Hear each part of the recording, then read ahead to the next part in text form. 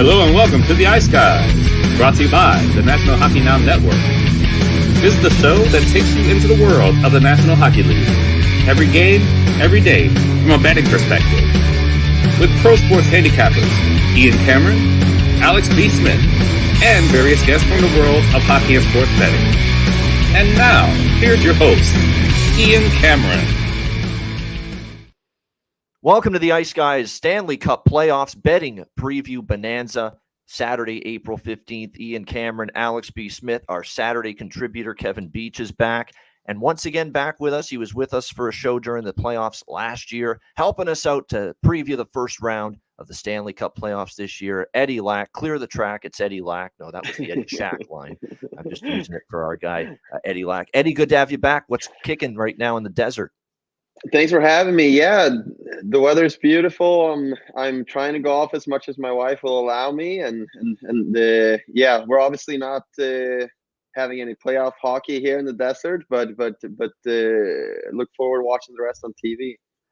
No, exactly. And look, the regular season's over. I'll say this: it ended with a bang for me last night. The props were phenomenal across the board on the two games that took place last night. Casey Middlestat and Jeff Skinner getting points for us for the Buffalo Sabres. That was great to see. We saw Nathan McKinnon. It was only minus 110, by the way, on him to score a goal, and he needed just one goal to get to 40, which is why I bet him to score a goal, because I think those milestone numbers matters to players to achieve those. And yeah, he needed just one to get to 40. We did a whole lot fucking better than one goal. He got a hat trick last night in leading the Colorado Avalanche to the Central Division title to confirm the playoff matchups in full. So it was a good end to the regular season last night. But we are here now to talk Stanley Cup playoffs. Before we do, though, Eddie's been a frequent visitor to Mullet Arena this year. He's taken in a lot of Arizona Coyotes games. Eddie, tell us about the experience, because you know firsthand what it's been like there, the atmosphere, the environment inside the Mullet, as I've been calling it all season long with those Coyotes home games. The good, the bad, the ugly, whatever you want to say about being at the Mullet Arena this year for a handful of games.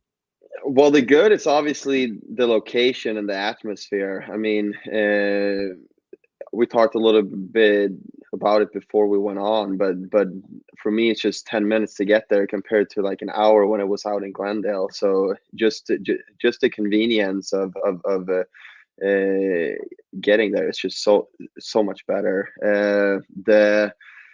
The bad is obviously that it's only seating 5,000 people, and it's not really sustainable in the long run, right? And we have a big vote here coming up in a few weeks, so it's going to be interesting to see, because obviously if the vote is no for the new arena, it's probably bye Coyotes, right? So we'll see what happens there, but yeah, this was the first time in a few years that I actually went back and watched the Coyotes, because it was not worth the drive out to Glendale.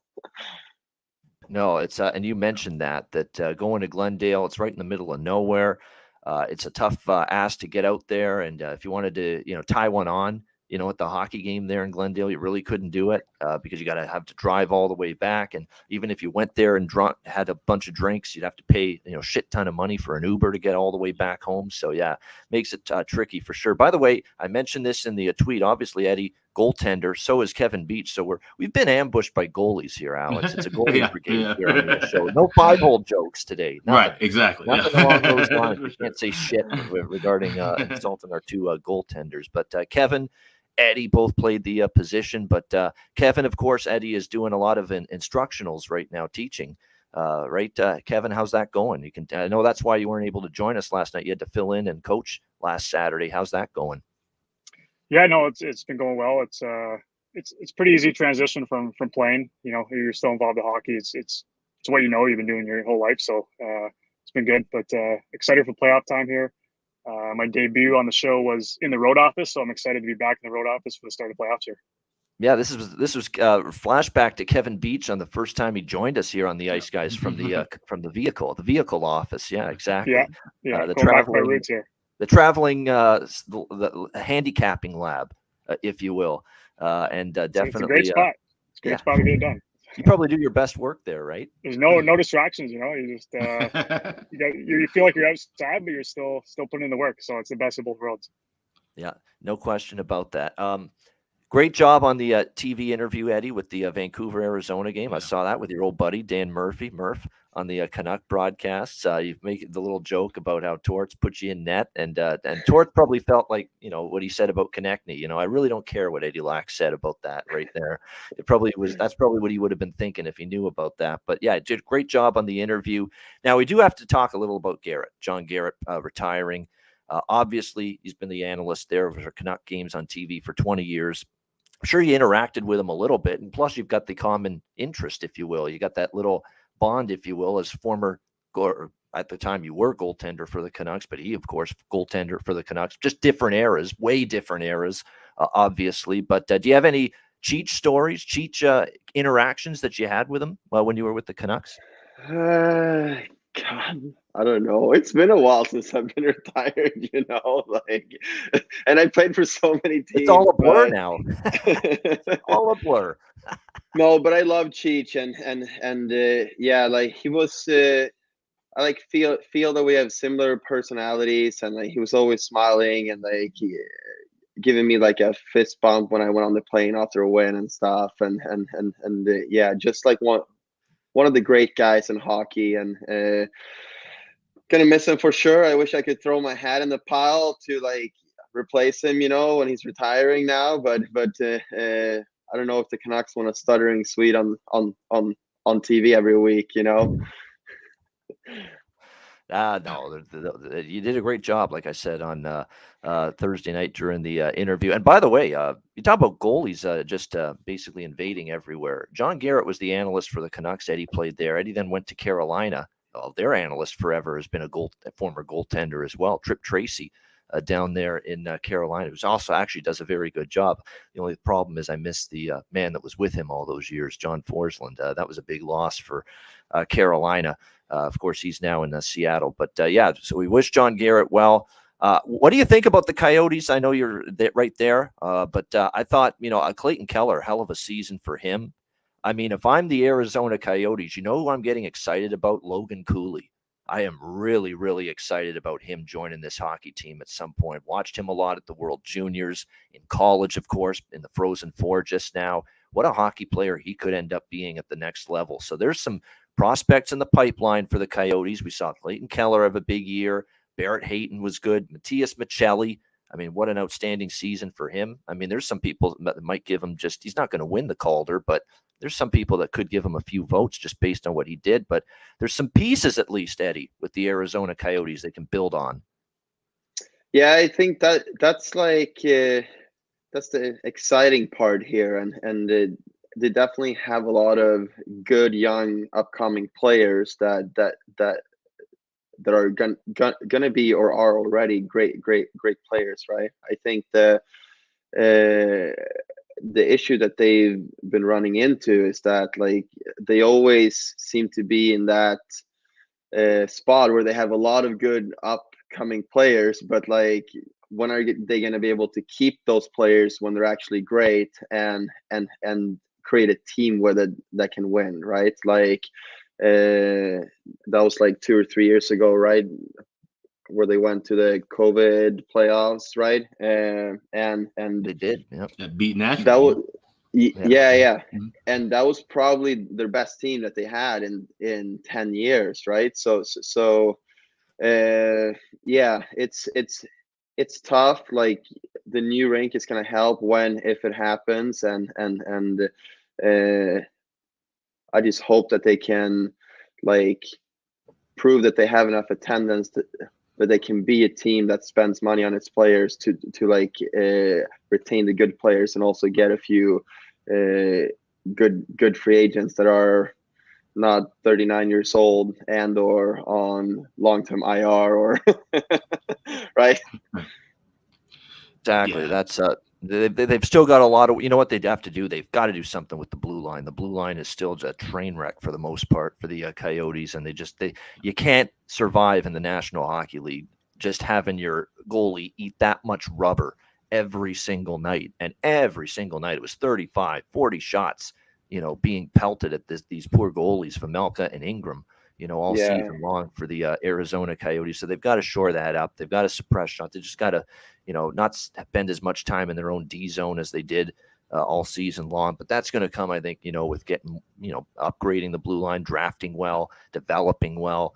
All of that should lead to better things long term from the Coyotes there on the blue line. Yeah, Alex, go ahead. Oh yeah, that's Eddie. That was the thing I was asked about with Karel Vejmelka. Obviously his numbers are great because he's facing so many shots and he's had to really kind of shoulder the workload. Is he a quality goalie, an elite type of goalie? Like, is he a kind of guy maybe, if he gets moved elsewhere, it could have like a Linus Ullmark kind of a season. All of a sudden he's, one of the top goalies in the league, or is he, where do you assess Karel Vejmelka? So I've said for like the past year that I think he's a top 10 goalie in the league, and with the amount of shots that he's facing and the quality shots and everything like that, that's the thing. It's the quality too. These are danger Yeah. chances like crazy that the Coyotes are giving up nightly. Yep. He's a really, really good goalie. And I don't know, but the Coyotes have like a history of bringing forward good goalies as well, I think. So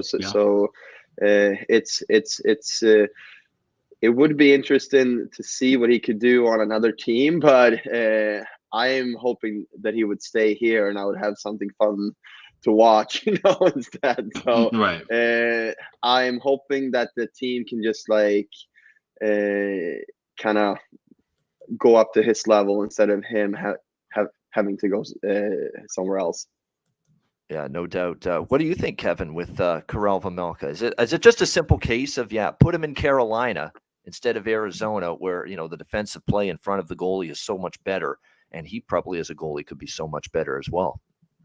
Well, definitely the amount of games that he either steals or just keeps his team in the game when he's just getting shelled is definitely something to notice.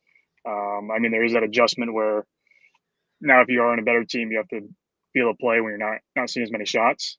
So that is an adjustment, but for sure it's an eye opener when you see how many games that they shouldn't be in the game and he keeps them in it and they find a way to win. So on one of the top teams in the league, he could be up there in the top 10 of the league for sure. I agree with Eddie there. Yeah. And a couple of news notes, and then we'll finally get into the playoff previews. We got 8 series to get to, but Peter Laviolette and Washington mutually part ways is what the report stated. I think he was ready to move on. He doesn't want to be part of a rebuild. I guarantee you that. Peter Laviolette's been a coach that's always been in a contention type of mode, always a playoff coach looking to win a Stanley Cup, going back to when he was with the Islanders in his first job. And then, of course, Carolina, where he won the Stanley Cup. Philadelphia got to the Stanley Cup final against Alex's Chicago Blackhawks. The goal that went in that we didn't even know it went in, that Patrick Kane scored to end that series. And then, of course, Nashville took them to a Stanley Cup final as well, where they lost to Pittsburgh.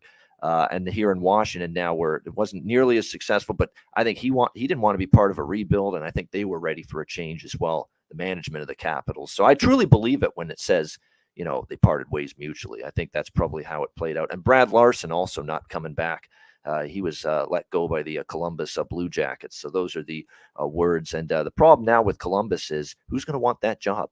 That's the thing. It's always location, the area, what the team is at right now. Things might change though if they land a certain, number 98 though in a few weeks in the NHL draft lottery, Connor Bedard, and all of a sudden, every coach known to man might be jumping at the chance to coach Columbus, and Connor Bedard leading the way. But I don't want to talk too loudly about those possibilities because I can just see Alex just cringing right now as a Blackhawk fan. Don't you dare say that Columbus or Anaheim or some of these franchises are getting Connor Bedard. So, but what do you think, Alex, of those moves? Laviolette being out and Larson being out.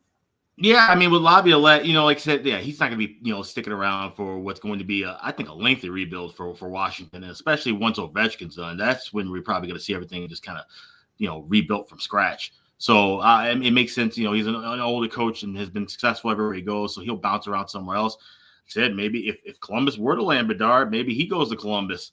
and fills that spot with Larson. I think Larson still has a chance to be a good NHL head coach. Maybe he could use some time in the AHL. I mean, he wasn't, brought into the best of situations, obviously, with this, Columbus team. Like you said, they always have a tough time signing guys and bringing guys there. So, that would be a big change for them too.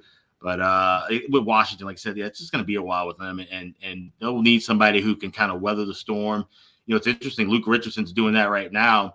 Be interesting to see maybe a couple of years down the line, he bounces and goes somewhere else, and the Hawks maybe get a more experienced coach. So this could end up, I don't know why I'm saying this in my head, this could end up being kind of a carousel thing. Maybe Laviolette takes a TV job for a year and then gets back into coaching.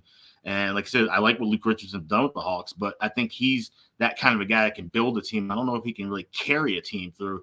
He would probably be a better fit in Washington, where Laviolette might actually be a better fit if Chicago can get the rebuild going quick. So. Yeah, it's going to be interesting to see where they end up. And, of course, the draft lottery is right around the corner. It'll be early in May. All right, now the good stuff. It's time to talk Stanley Cup playoffs. This is an open-ended preview show. Like, we're going to go through each series in the first round. There's 8 of them.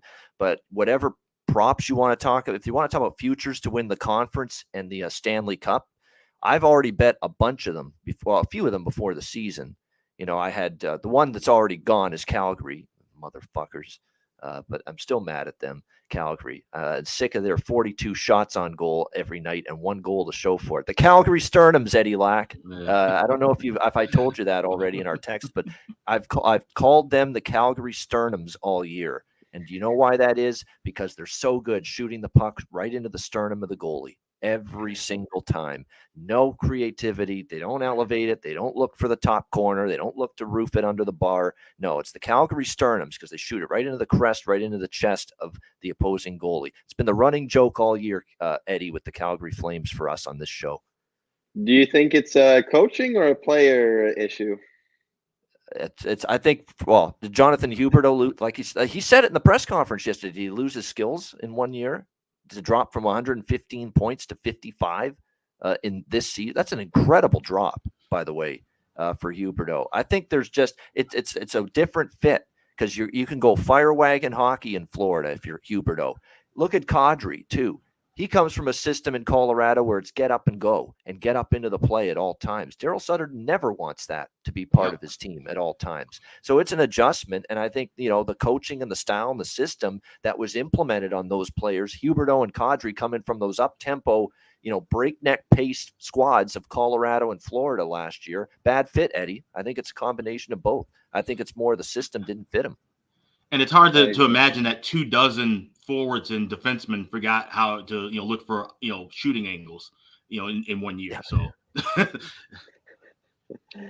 that's like kind of the angle that I'm at too. So it's going to be interesting to see. I mean, obviously everyone there was a chance that they were going to rebuild already last year, right? And now I don't think they're going to rebuild for as long as Tree is the GM there, though. I feel like they're just going to try to reload on the fly and just take what they get. But I also saw a interview with Lindholm from his exit meeting yesterday, and they asked him about, well, you only have 1 year left of the contract and stuff, and he gave like a really weird delayed answer, and I texted him after. I'm like, hey, you get one kind of awkward question and you start stuttering like me, and he's like, oh my god, my mom's been all over me over this all day. So no, it's gonna be interesting to see what's gonna happen with them, but probably they're gonna change coach, in my opinion, because you can't change out the entire team. I still think Tree Living did a decent job putting the roster together. I agree. He has to lose Gaudreau and Tkachuk in the same offseason. No. And to have to all of a sudden make do with that and rebuild the roster. I thought it was a good-looking play, at least a playoff caliber roster going into the season. And it's not Tree's fault that they don't have a new rank. And that's one of the reasons why players Mackenzie Weegar don't want to Yeah, I know. I heard that too. So it's they definitely got some things to take care of over there. Yeah, they sure do. You know what? It looked like that team all year, and we'll get off the Calgary tangent in a sec, but all year they looked like they were tightly wound up, very, very stressed. It looked like that even late down the stretch. It looked like everybody was just, there's this collective weight on all their shoulders. And that's what happens when the pressure ramps up. You're on the verge of missing the playoffs. You eventually miss. Didn't look like they had fun. We always talk about teams that are tight knit and they're, they not that they didn't get along, but the situation with their performance as a team, I think, really hurt their camaraderie and just things being nice and a nice vibe in the dressing room, that kind of thing. And obviously Daryl Sutter, he pushes buttons, especially when things aren't going well. So that didn't help things either. All right, let's start our playoff previews. We're going to start in the West this time with our playoff previews, because too many times I get we always start in the East bias, East Coast bias. So we're going to start with the West, and we'll start there today with the playoff series previews. We're going to start in the West with the first round matchup between the Winnipeg Jets, second wildcard team, taking on the Vegas Golden Knights, winners of the Pacific Division. We've got Vegas minus 170 series favorites here against the Winnipeg Jets. This should be a fascinating series, of course, because you've got a couple of elements here that are in play. These teams actually played in the West Final a couple of years ago, if you'll remember. Coming into this series, let's start with Vegas. It's a whole boatload of goaltending questions that for the second half of the season. When you look at the fact that Logan Thompson and Aiden Hill were both injured down the stretch, 4 different goalies started games this year for the Vegas Golden Knights. And it looks like it's still day-to-day entering game 1 on Tuesday night for both Logan Thompson and Aiden Hill. If you watch what Bruce Cassidy, guys, was doing with his goaltending down the stretch, how do you not think Laurent Brossoit, is going to be your game 1 starter? He got all the starts down the stretch in the big games, including the Seattle finale, which they needed to win to clinch the division. So I think Laurent Brossoit, from all indications, is going to be in there in game 1 against his former team, because he was backing up Connor Hellebuck, of course, with the Winnipeg Jets before joining the Vegas Golden Knights. Winnipeg had a brutal run after a red hot start. We actually thought they were in the contention to win the division after the first couple months of the season. Then they just totally fell apart to the point where we were wondering if they were going to fall right out of the playoffs, but they got their shit together the last couple weeks of the season, which ended up being significant. And the reason why they were able to get going down the stretch is, look, Pierre-Luc Dubois, Kyle Connor, Nikolai Ehlers, they all stepped up. Scheifele as well.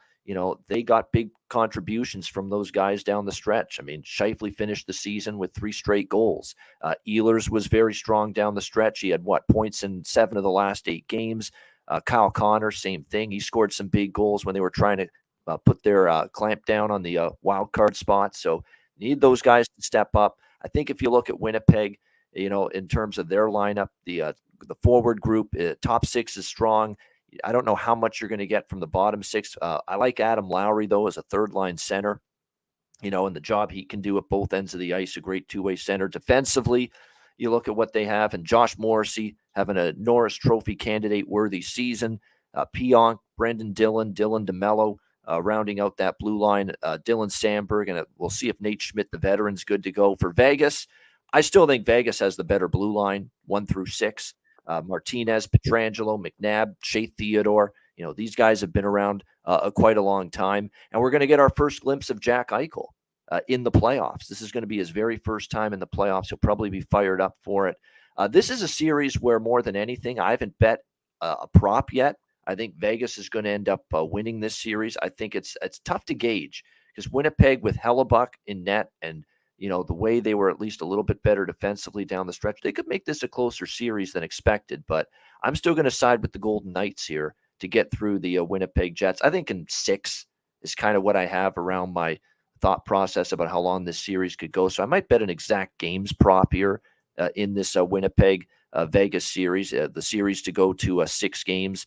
There are FanDuel, DraftKings, all the major books. You can bet that plus 200. I think Vegas and 6 is kind of what I have in my mind here in this series. Alex, what do you think here? Jets, Golden Knights? Great minds think alike. I have this series going 6 games. I got plus 205. I don't know if Vegas wins this though. And it's funny because as much as I talk shit about the 4 wild card teams, that says it's the worst wild card grouping since they've changed the format. Now you got teams, that are the top seeds that have question marks, and this goaltending thing now with Vegas, I think it might be an issue. Obviously, it's a huge edge for the Jets with Hellebuck. When you've got Vegas, like you said, you got 4 goalies that you could potentially roll with. Well, if you got 4 goalies, you don't really have one. And that's kind of how I feel with Vegas right now. Laurent Brossoit going up against his old team, is that going to really matter too much? I don't think so. But just, him in this big of a spot, I just don't know if he's going to really step up to that next level and outduel Connor Hellebuck. That's a tough ask for most goaltenders, I would think. So that big edge really kind of has me looking at just, staying away from which team advances. I'm just looking for a 6-game series. And I also took a shot with 3 games to go to overtime at 8-1. I got that at BetMGM. Like I said, I expect tight hockey. When Vegas at home played a lot of unders, especially early in the season, I could see this being one of those series that's kind of like an old late 90s, early 2000s kind of dogfight style. We see a lot of overtime, a lot of maybe double, triple overtimes as well. And in this one, it's gonna be a battle. And I think whichever team makes it out of this series, probably a team you'd want to fade in the second round. Yeah, it'll be interesting. Yeah, I think there's a puncher's chance for Winnipeg just because, of the situation where it's Laurent Brossoit and Jonathan Quick until further notice, until, either Logan Thompson or Aiden Hill are suddenly cleared, to be in the pipes for this series. So that's still, when you compare that with Connor Hellebuck, that could be an advantage for the Jets. But I still like this Vegas team, the way they played. I like the way they played and the way Bruce Cassidy coached this team with all the goaltending question marks. Look at how they played at both ends of that. They were very good. And I think I'll take their team still over Winnipeg. But that goaltending question mark, does hang over this series a little bit. Kevin, what do you think here? Winnipeg, Vegas? Yeah, this is going to be a good series. In my bracket, I have Vegas in 7, but it's not a price I want to play on a bet for them to win a series. I agree with Alex. It's going to be a lot of close games. I think it's just too close for me. The one that pops out is the series leading goal scorer. The 4th best odds, Mark Scheifele. Okay, I don't know if I'm missing something. Eichel's first. I think he has 1 goal in his last 10. There's no way I'm betting Eichel. That price on Eichel to be the leading goal scorer in this series is totally absurd. I mean, you can bet it if you want, but there's no value there. Vegas doesn't have a 30-goal scorer. So Scheifele at plus 900. He's scoring his last 3 goals of the season. By far having the best season as a goal scorer here. I like those odds a lot. So my one bet of the series is Mark Scheifele plus 900 to be the top goal scorer in the series. Yeah, good stuff. At 12-1 at DraftKings, actually, plus 1,200 with Mark Scheifele to be the leading goal scorer there. So a really good price, no question. Wait a minute, that might be most points. Okay, let me see. Okay, that was most points. What do they have as most goals for Scheifele? Oh, they only have plus 600 for most goals. So you actually have a better price, Kevin, with your bet on Scheifele there, plus 9. Yeah, I'm looking at it on FanDuel at the moment, and it's still plus 900. You know who I'm going to go, and that reminds me of a prop that I do like, and I was going to get to it at the end, but I'll get to it now since you mentioned it. And Kevin Beach and Eddie, I told Eddie this too. Kevin Beach is a prop guy more than anything. Like, he'll bet more props than actually side, which I like at this time of year. Like, I'm going to be hot and heavy with the props throughout the Stanley Cup playoffs, and same game parlays. We'll put a bunch of those together. My plan is to have one for every game, honestly. Same game parlay, every game, every series, and we'll see how it goes. But as far as the points, the leading point getter for this Vegas Winnipeg series, I'm going to go with at a nice price, Riley Smith at 14-1 for the Vegas Golden Knights. How many times did we see Riley Smith, or how many times was I on a Riley Smith player prop for points down the stretch? Like, he was really good, and he was injured. He missed some time, came back, and he started to produce again for the Vegas Golden Knights. I love that value. 14-1. Riley Smith, Vegas Golden Knights, plus 1,400 to be the leading point getter in this series. He's a top 6 forward guy. He's going to play on the power play. You look at the production down the stretch. He had 4 points in the last 2 games. Remember, he missed that time. He had 5 points after he returned from that injury in 6 games. Look what he did before the injury. He was on fire. He had 1, 2, 3, 4, 5, 7, 8, 10, 11, 12 points in 10 games right before he got injured and missed those 4 games back in, I believe it was, late March. So overall, you factor in what he did before the injury, a respectable 5 points in 6 games after the injury. He's live. He's very live, I think, at plus 1,400, Riley Smith to be the leading point getter in this series for the Vegas Golden Knights. Eddie, what do you think here? Winnipeg, Vegas? Yeah, I have to agree with you. Vegas and 6. Obviously, a little bit question mark with the goalie, but I've always liked Brossois throughout his career, and obviously he missed most of the season with injuries and stuff, but came back, and I think he's been really good at the end. So I think that Vegas in general just have a lot better team, and I think it's going to show. Yeah, like in Vegas, it's hard not to like the Vegas squad, top to bottom more. And based on the wonderful, like this is the number 1 seed in the Western Conference, and that's what's remarkable, right? That they're the number 1 seed in the Western Conference. They beat Colorado, they beat other teams out for that, with all the injuries and all the man games lost. And it's not just the goalies anymore. Eichel missed time. They had Theodore. They had Pietrangelo miss time. They had Riley Smith out for a bit. They had a lot of their key forwards that missed time. Mark Stone, who all of a sudden mysteriously might be back here for this series. We'll have to wait and see on that. But they were without Mark Stone, for much of the season as well. So all of a sudden might get all these guys, might get Mark Stone back and make this team even tougher going into the playoffs. That tells you how insane the Western Conference was this year. The 2 teams to win the divisions.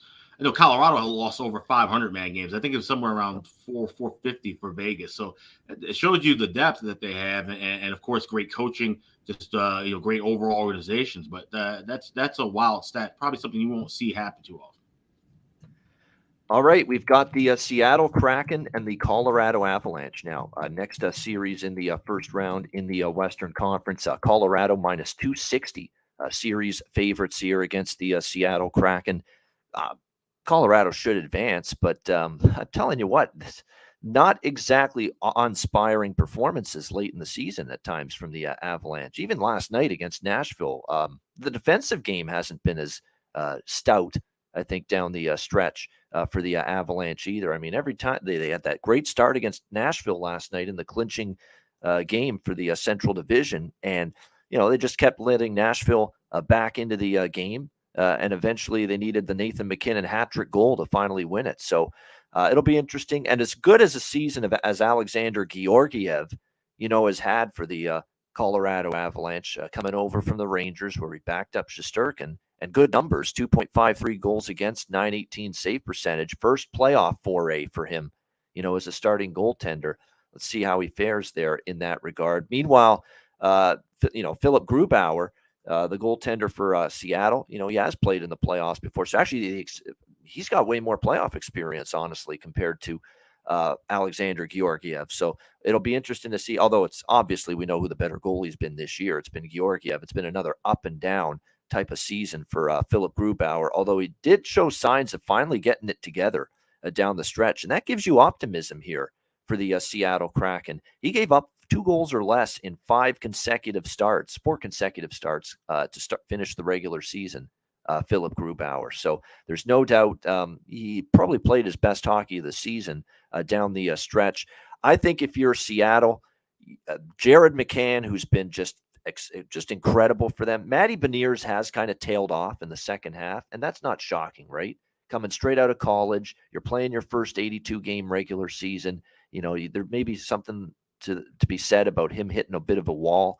Maybe he's done that a little bit for Seattle, but he still had a very solid year overall. But Jared McCann's been, the straw that stirs the drink offensively for Seattle late in the season. Vince Dunn, as well on the blue line, has been a point producer supreme for this Seattle Kraken team. So that's going to be fascinating to see if that keeps going moving forward. The way I look at this series here, and I'm seeing the prices that we're getting here with the Seattle and Colorado series, I'm not as sold on this being a sweep for Colorado. or even 5. I could honestly see Seattle winning a couple. But I do think at the end of the day, Colorado is going to end up winning this series and advancing. But I think game to game in this series, it's going to be a little bit closer than you would think. And this could be another series where if you take, Seattle and, as big, as not as big underdog on the money line, but you look at some handicaps, you look at Seattle team totals in this series, I think there's potential for them to go over, they're going to be 2.5, I think, with some team totals in this series. That could be a way to approach it here with Seattle Kraken. And I think even overs in this series might be worth a look because Colorado, we know offensively, they showed it last night, dangerous as can be, there's no doubt, and I think Seattle's going to have a hard time containing them, but I didn't exactly love the way the Avalanche were playing and defending and keeping pucks out of their net, and they were giving up a lot of open ice, a lot of time and space to the opponent down the stretch. It has me concerned a little bit, and has me also thinking this could be a higher scoring series as well. Alex, what do you think here? West first round, Kraken, Avs. Yeah, last night I kept looking at this matchup, and that's the thing that kept sticking out to me is that I think it's going to be a lot of overs. It's going to be a high scoring series. And, the edge there, of course, leads back to goaltending. It would be certainly with Colorado. Like I said, Grubauer has more experience, Grubauer has more experience for Seattle, but got that experience in Colorado. And now Georgiev, finally finding his way after, that 1A, 1B system in New York, just didn't really suit him well. He needed to, take the reins. And that's the thing. When the goalie finally gets a chance to break out like that, if they can step up and deliver, he certainly has. If he should go down for any reason, you have Pavel Francouz, who was the backup last year with the Cup-winning team, had to come in some spots when Kemper got banged up and played well. On the flip side with Seattle, if Grubauer goes down, which he's had some injury issues and different things, you have to turn to Martin Jones. Don't feel comfortable backing Martin Jones in a 7-game series, to be honest. So if I had to lean anywhere, it would be with Colorado. But I just don't like I said, their form right now. They don't look like a defending Stanley Cup champion necessarily coming into the playoffs, even though they've had a good run in the regular season wrapping up. There's just those little bits and pieces that they don't look even close to what they did a year ago in this spot. So, like I said, I think Seattle will have some chances to win. Definitely would be looking for Seattle in Game 3. I'm just going to take this game by game. I already have over 6 minus $1.10 for Game 1. I definitely think this is going to be one of the more wide open game ones of the 8 that are scheduled. And I think this whole series could be a bit high scoring. So I'm not taking any series side or any series bet. This is just going to be a game by game process. Kind of do the whole storyboard mode that I always talk about. Take things period by period and game by game with these two.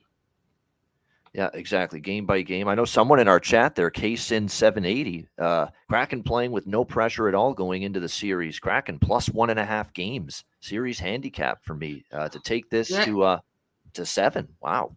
And we'll see that right in Game 1. We'll see if they're playing loose and free, or if they're caught in the moment, being the first playoff series against the defending Stanley Cup champions. We'll know that in the first 20 minutes, I feel.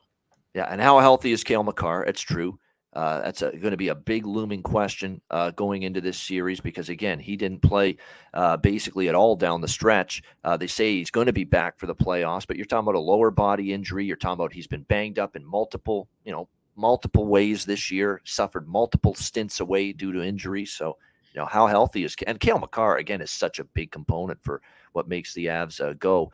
I look at the props, and I know Kevin will get you'll get to them here in just a second as well. But there are a couple that stand out. I don't think it's the craziest thing in the world, even if Seattle loses this series, which they very well might. Like, obviously, people are going to be most interested when they look at the prop market here and see. Let's bet Nate McKinnon. Let's bet Mikko Rantanen. The leading goal scorer, leading point getter. And I understand that to a certain degree. You may want to go in that direction. But and I think this is one of the series where there's a lot of books that don't have the goal and the point getter props posted yet because these matchups just got confirmed last night. But, I think in this spot here tonight, I'd consider a McCann. I'd consider a Dunn, and especially in the point getter category because of they were just ridiculous with their point production for Seattle down the stretch. Kevin, what are you thinking here? Seattle, Colorado.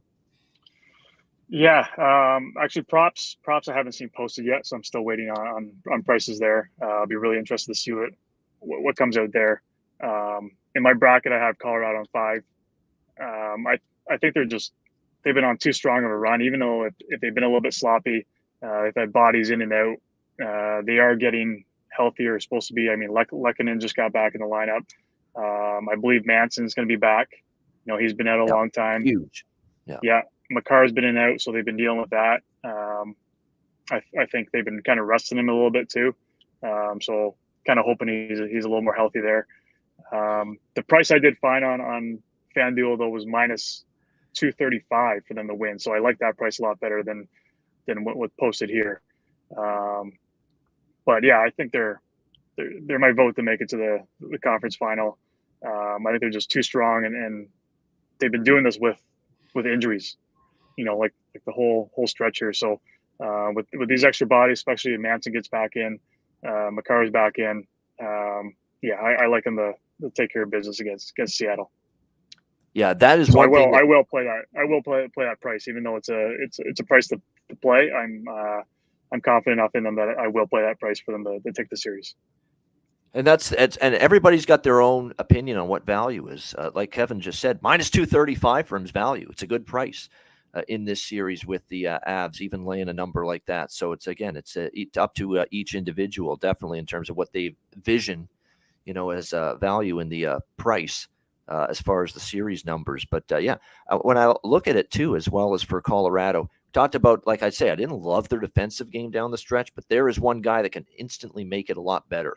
Josh Manson. Josh Manson's the one guy that's good in his own end. He's physical. He'll lay someone lay someone out in front of the net, clear the front of that. He's a great, you know, defense. He's one of the, like, there's so many, you know, great skaters, puck movers, jump up in the play, offensively minded on that back end. Even Devon Taves is good at both ways, but he's become much more offensive minded as well. Devon Taves and Makar, and go on down the list. They're all offensively minded, many of them more than defense. Well, Josh Manson's that one guy that really is defense first on that blue line. So having him back is enormous for the Avs. Eddie, what do you like here? Seattle, Colorado.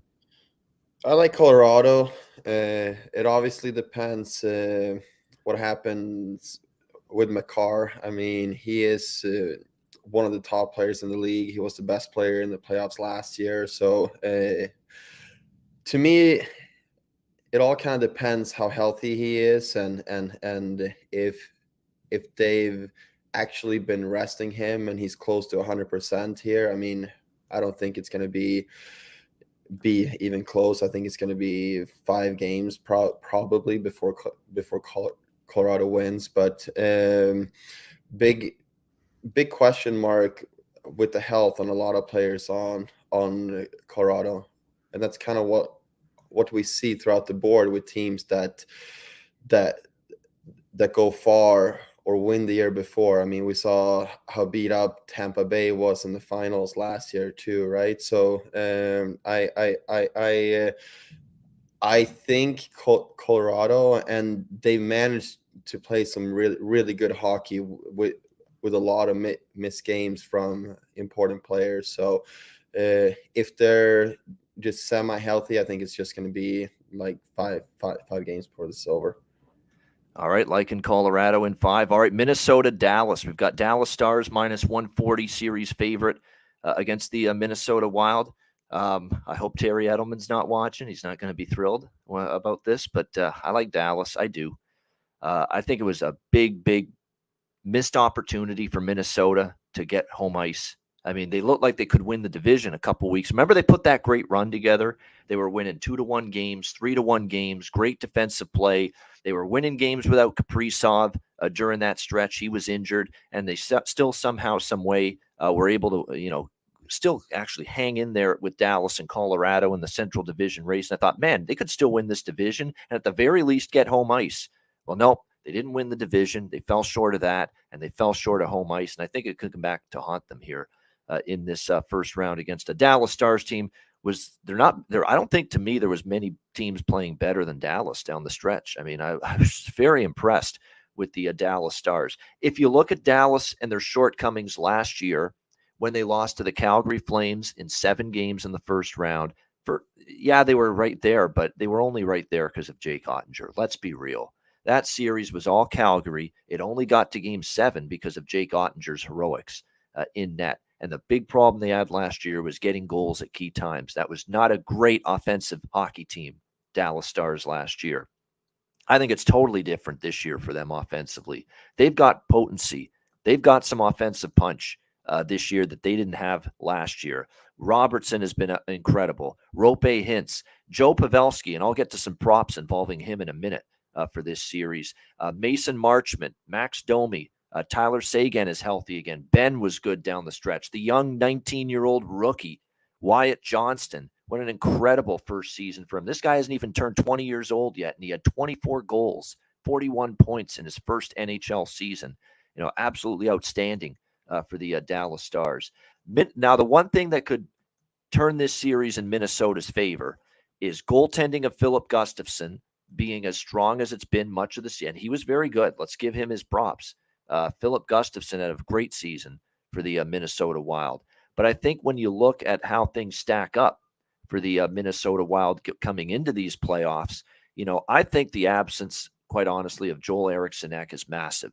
If he's not ready to go here with the lower body injury, he's almost certainly going to miss at least the first few games of this series, if not the entire series, because it's a week-to-week injury for him.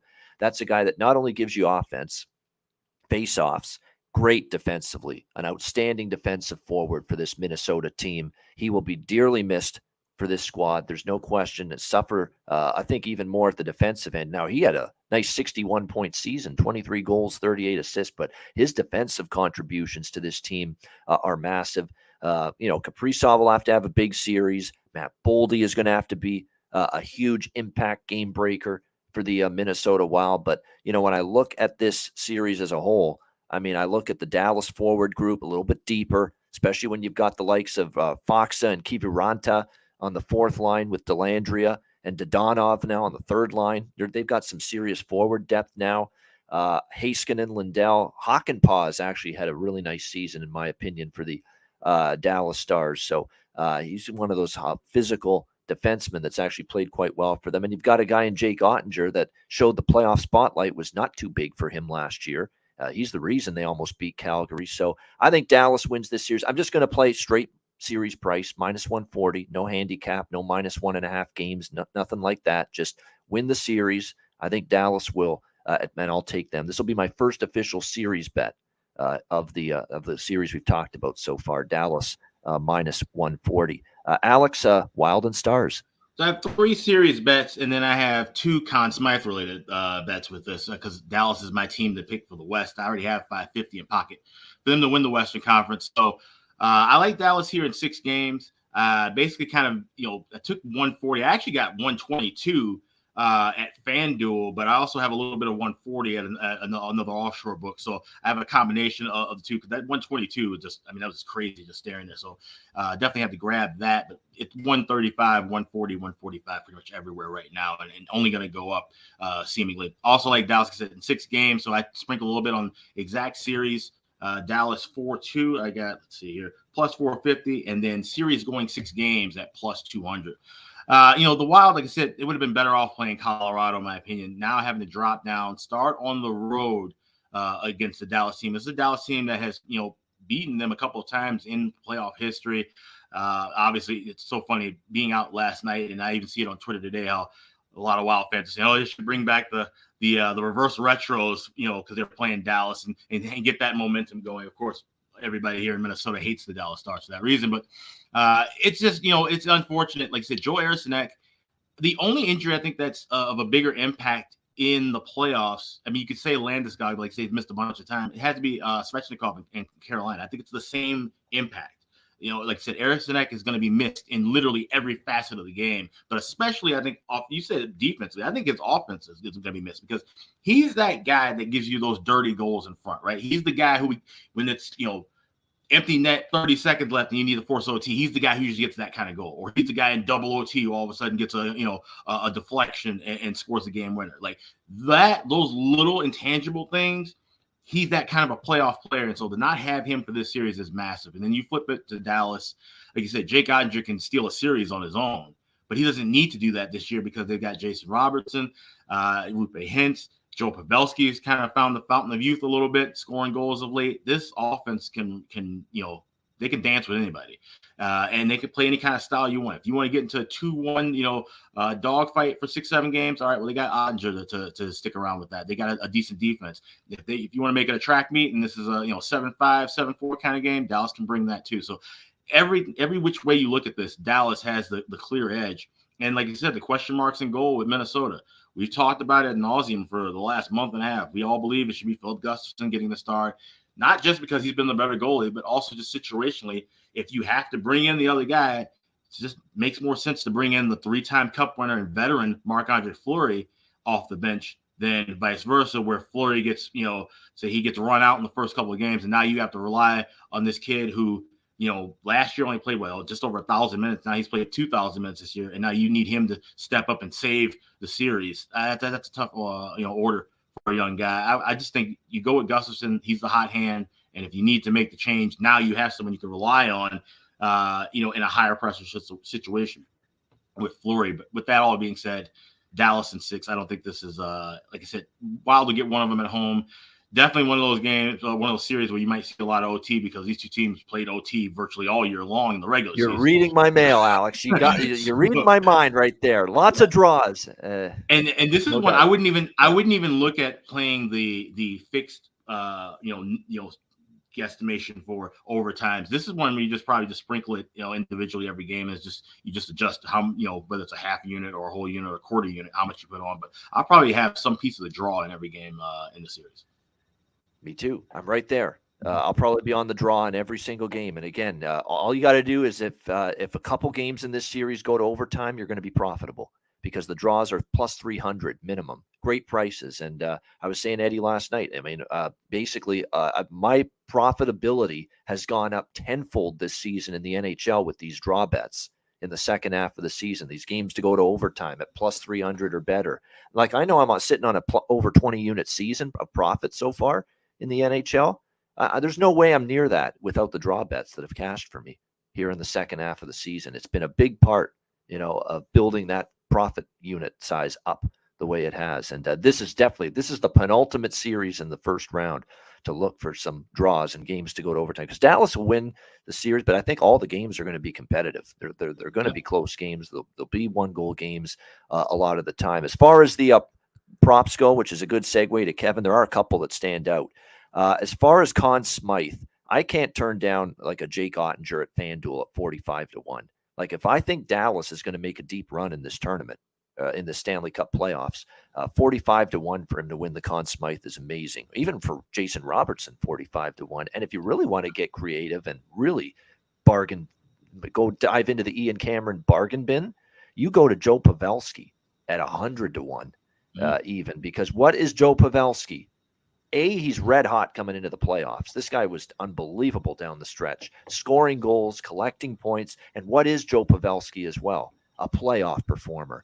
Every single year he elevates and he steps his game up in the playoffs, and he plays his best when the games are the biggest every single season. So I think he's a decent look for the Conn Smythe. And as far as the player props in this Dallas and Minnesota series, I'm going to look at a couple of Joe Pavelski props in this Dallas and Minnesota series once they're posted, because this series just got confirmed last night, so we're not going to see these up and available yet.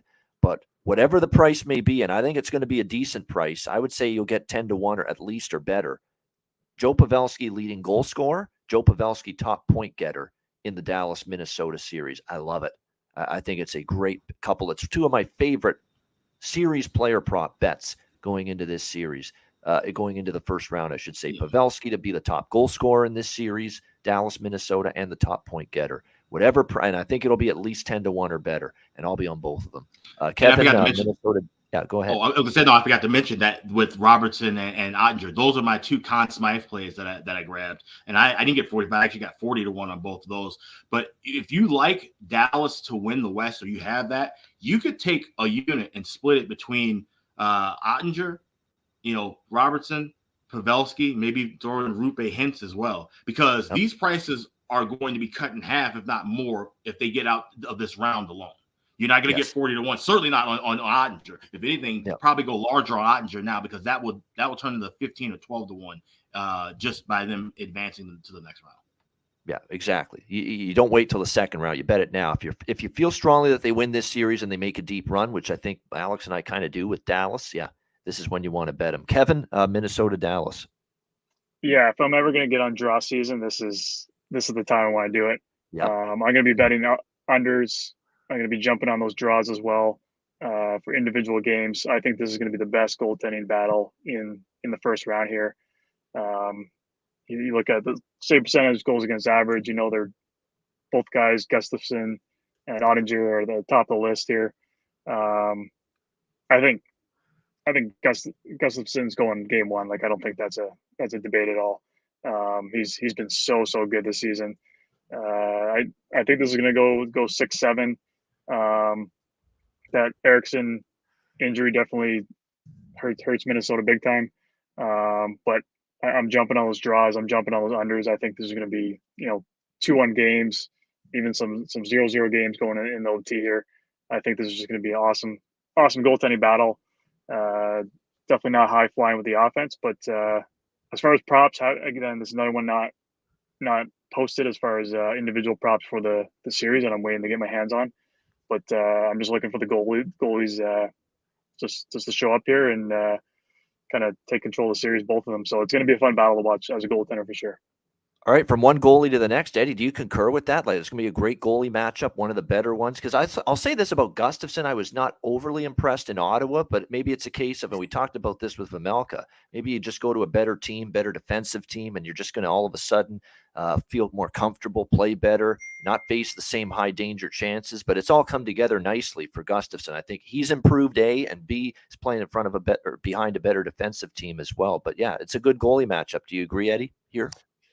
Yeah, I think so too. I just think like the playoffs in general is going to be really interesting seeing, because normally the total goals drops like a lot in the playoffs compared to the regular season, right? But we've had so many goals this season in the regular season, and like the game is so much more offensive now that it is going to be interested to see if that kind of continues in the playoffs or not. And that's why I'm a little bit concerned with the unders, because it's just like there's so many more goals now compared to like when. I'm always concerned with unders. Trust me. When I played, even, right, and I was like, God, I would look so good and it's so bad in this league right now, like, because it's so much offense and so many goals. But I really like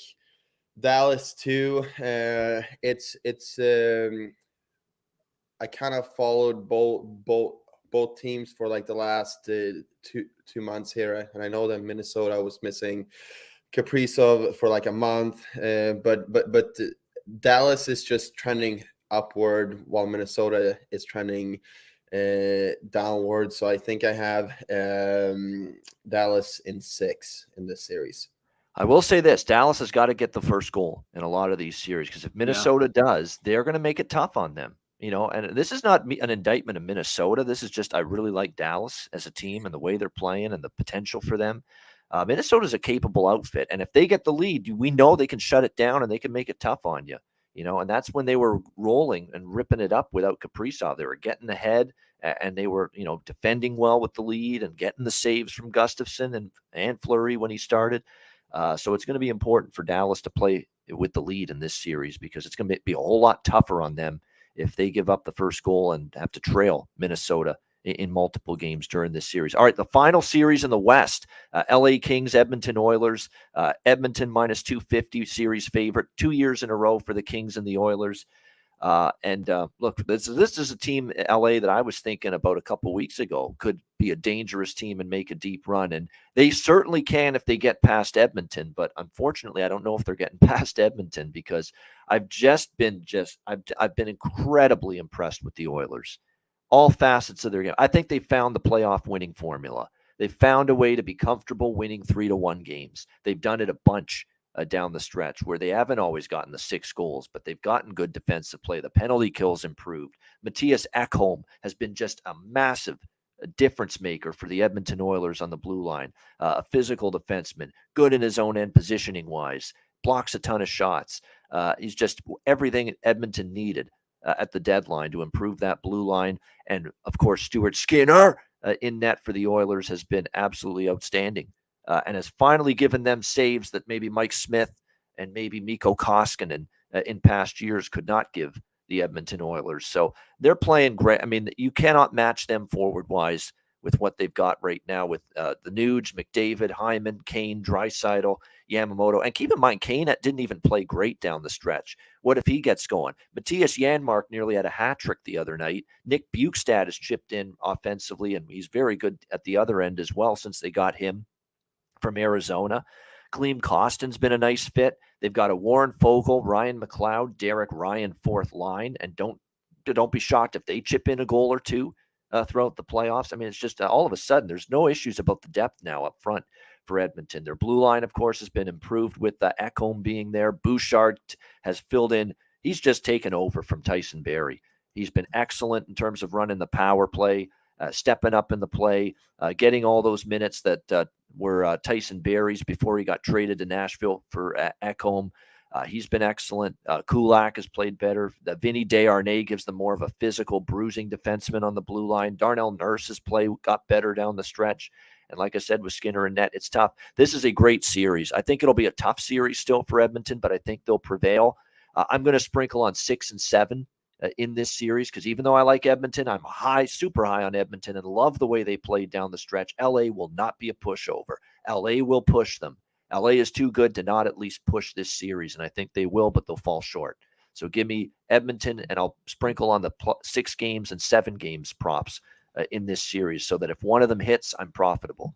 That's the way I'm going to go about it here. And by the way, if you look at the team stats and compare them, you've got Edmonton near the top in all the offensive categories, LA near the top in all the defensive categories. So you talk about a great matchup there. That will be fun to watch. One of the best offensive teams, one of the great power plays of all time, Edmonton, against obviously an LA team that's great defensively and actually a very good penalty kill. So what a matchup this should be. Alex, Kings Oilers. Yeah, this is going to be a lot of fun to watch. It's going to be, I think, one of those series that probably want to take game by game. The only things I'm betting right as of now, like I said, the series to go 6 and the series to go 7. I'll probably split up a unit between those two. I just see this being a deeper series. And I'm curious to know what Eddie and Kevin both think about the goaltending situations with these two teams. And just something that we've kind of talked about, maybe give us a confirmation, just an angle in this with goalies who may have not, heading into the season, thought they would be in the position of taking over the reins as a starter and getting this opportunity of being in the playoffs. You could say that obviously with Stuart Skinner, but certainly even with Phoenix Copley, for example. I mean, a guy who, bounced around the minors and all of a sudden, getting into a rhythm with the Kings. And then, of course, you had Jonas Korpisalo, who had been, trying to tread water basically with that bad Columbus team, but now looking, solid and kind of getting a new lease on life playing in the postseason. What do you make out of that? Is that something to kind of ride on, or just even as being a guy in the locker room, is that something that really kind of fires everybody up that says, yeah, this guy's really stepped up for us, even though we didn't expect that from him necessarily, not necessarily talent wise, but just that he came into that role and now he's taken over and we feed off of that momentum, kind of almost like how Anton Khudobin, it seemed like he just carried that Dallas team in the bubble. With his play. So is that something that, you tend to get that from some of these younger guys in these spots, or do you almost look at it as, wow, this is a big moment for them. Can they, step up and handle it after having a good regular season?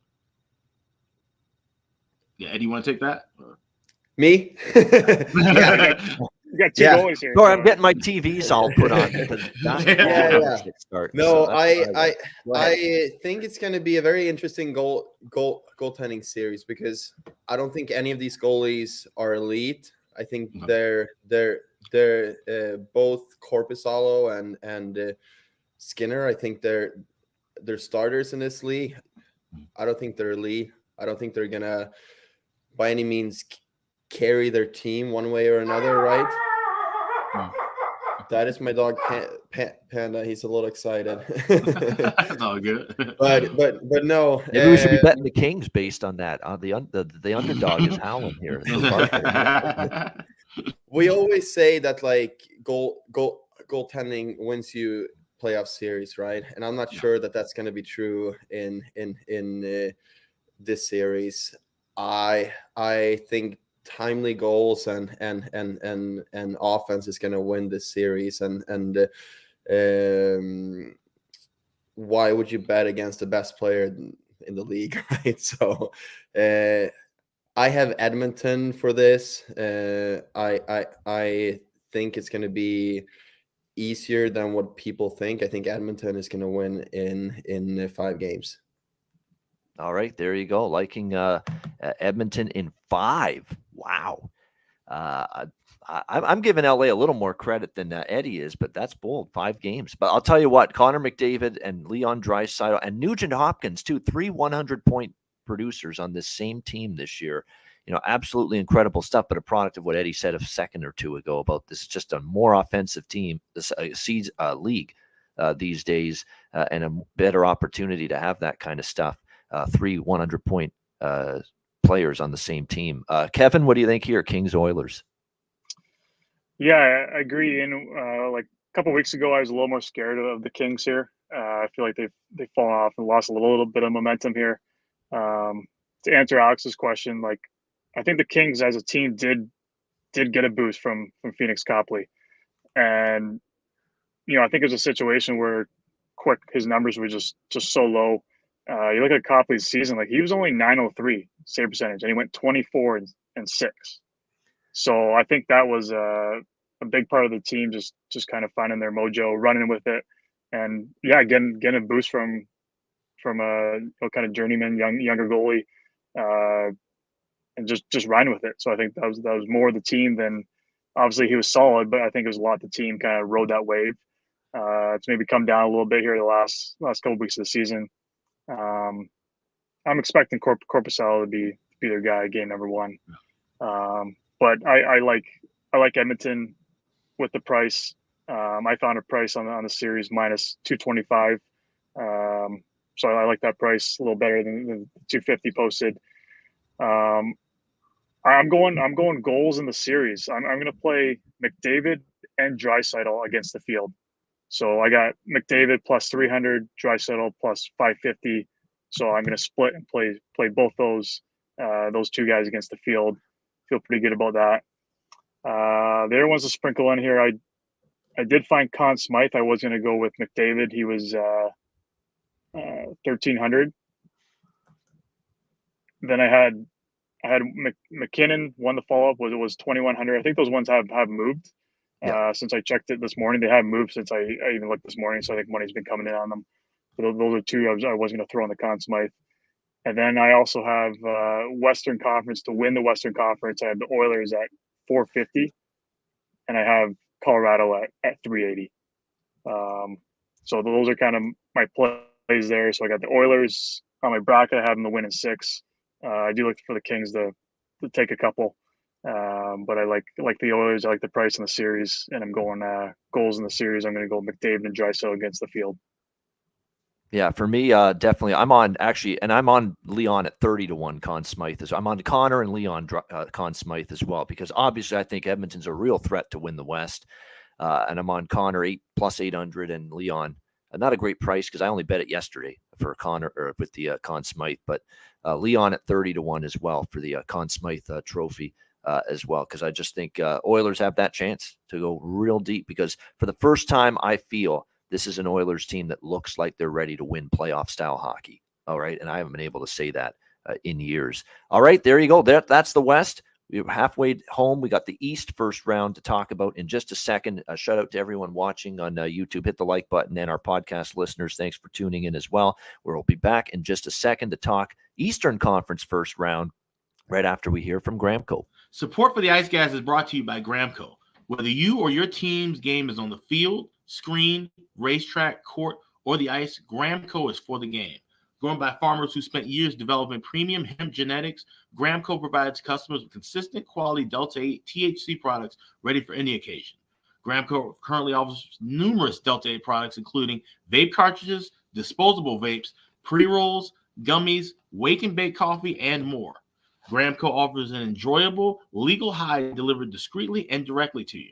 Gramco is also available at many American retailers as well. You can get the best Delta 8 cannabis products on the market shipped quickly and discreetly from Gramco. And if you visit www.thegramco.com, use promo code ICEGUYS, you will get 20% off of every order, and any order that's on the site over $50 will be shipped free with standard shipping. So live elevated with Gramco and check out their wonderful Delta 8 products today.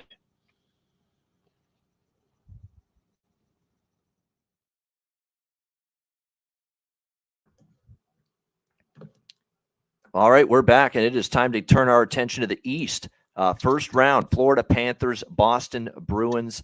A lot of people, I'm sure, expecting possibly this to be a short series, but this is still the matchup of the last two President's Trophy winners. Of course, Florida won the President's Trophy last year, and Boston, of course, this year in their historical season with the most wins and points in a single NHL season.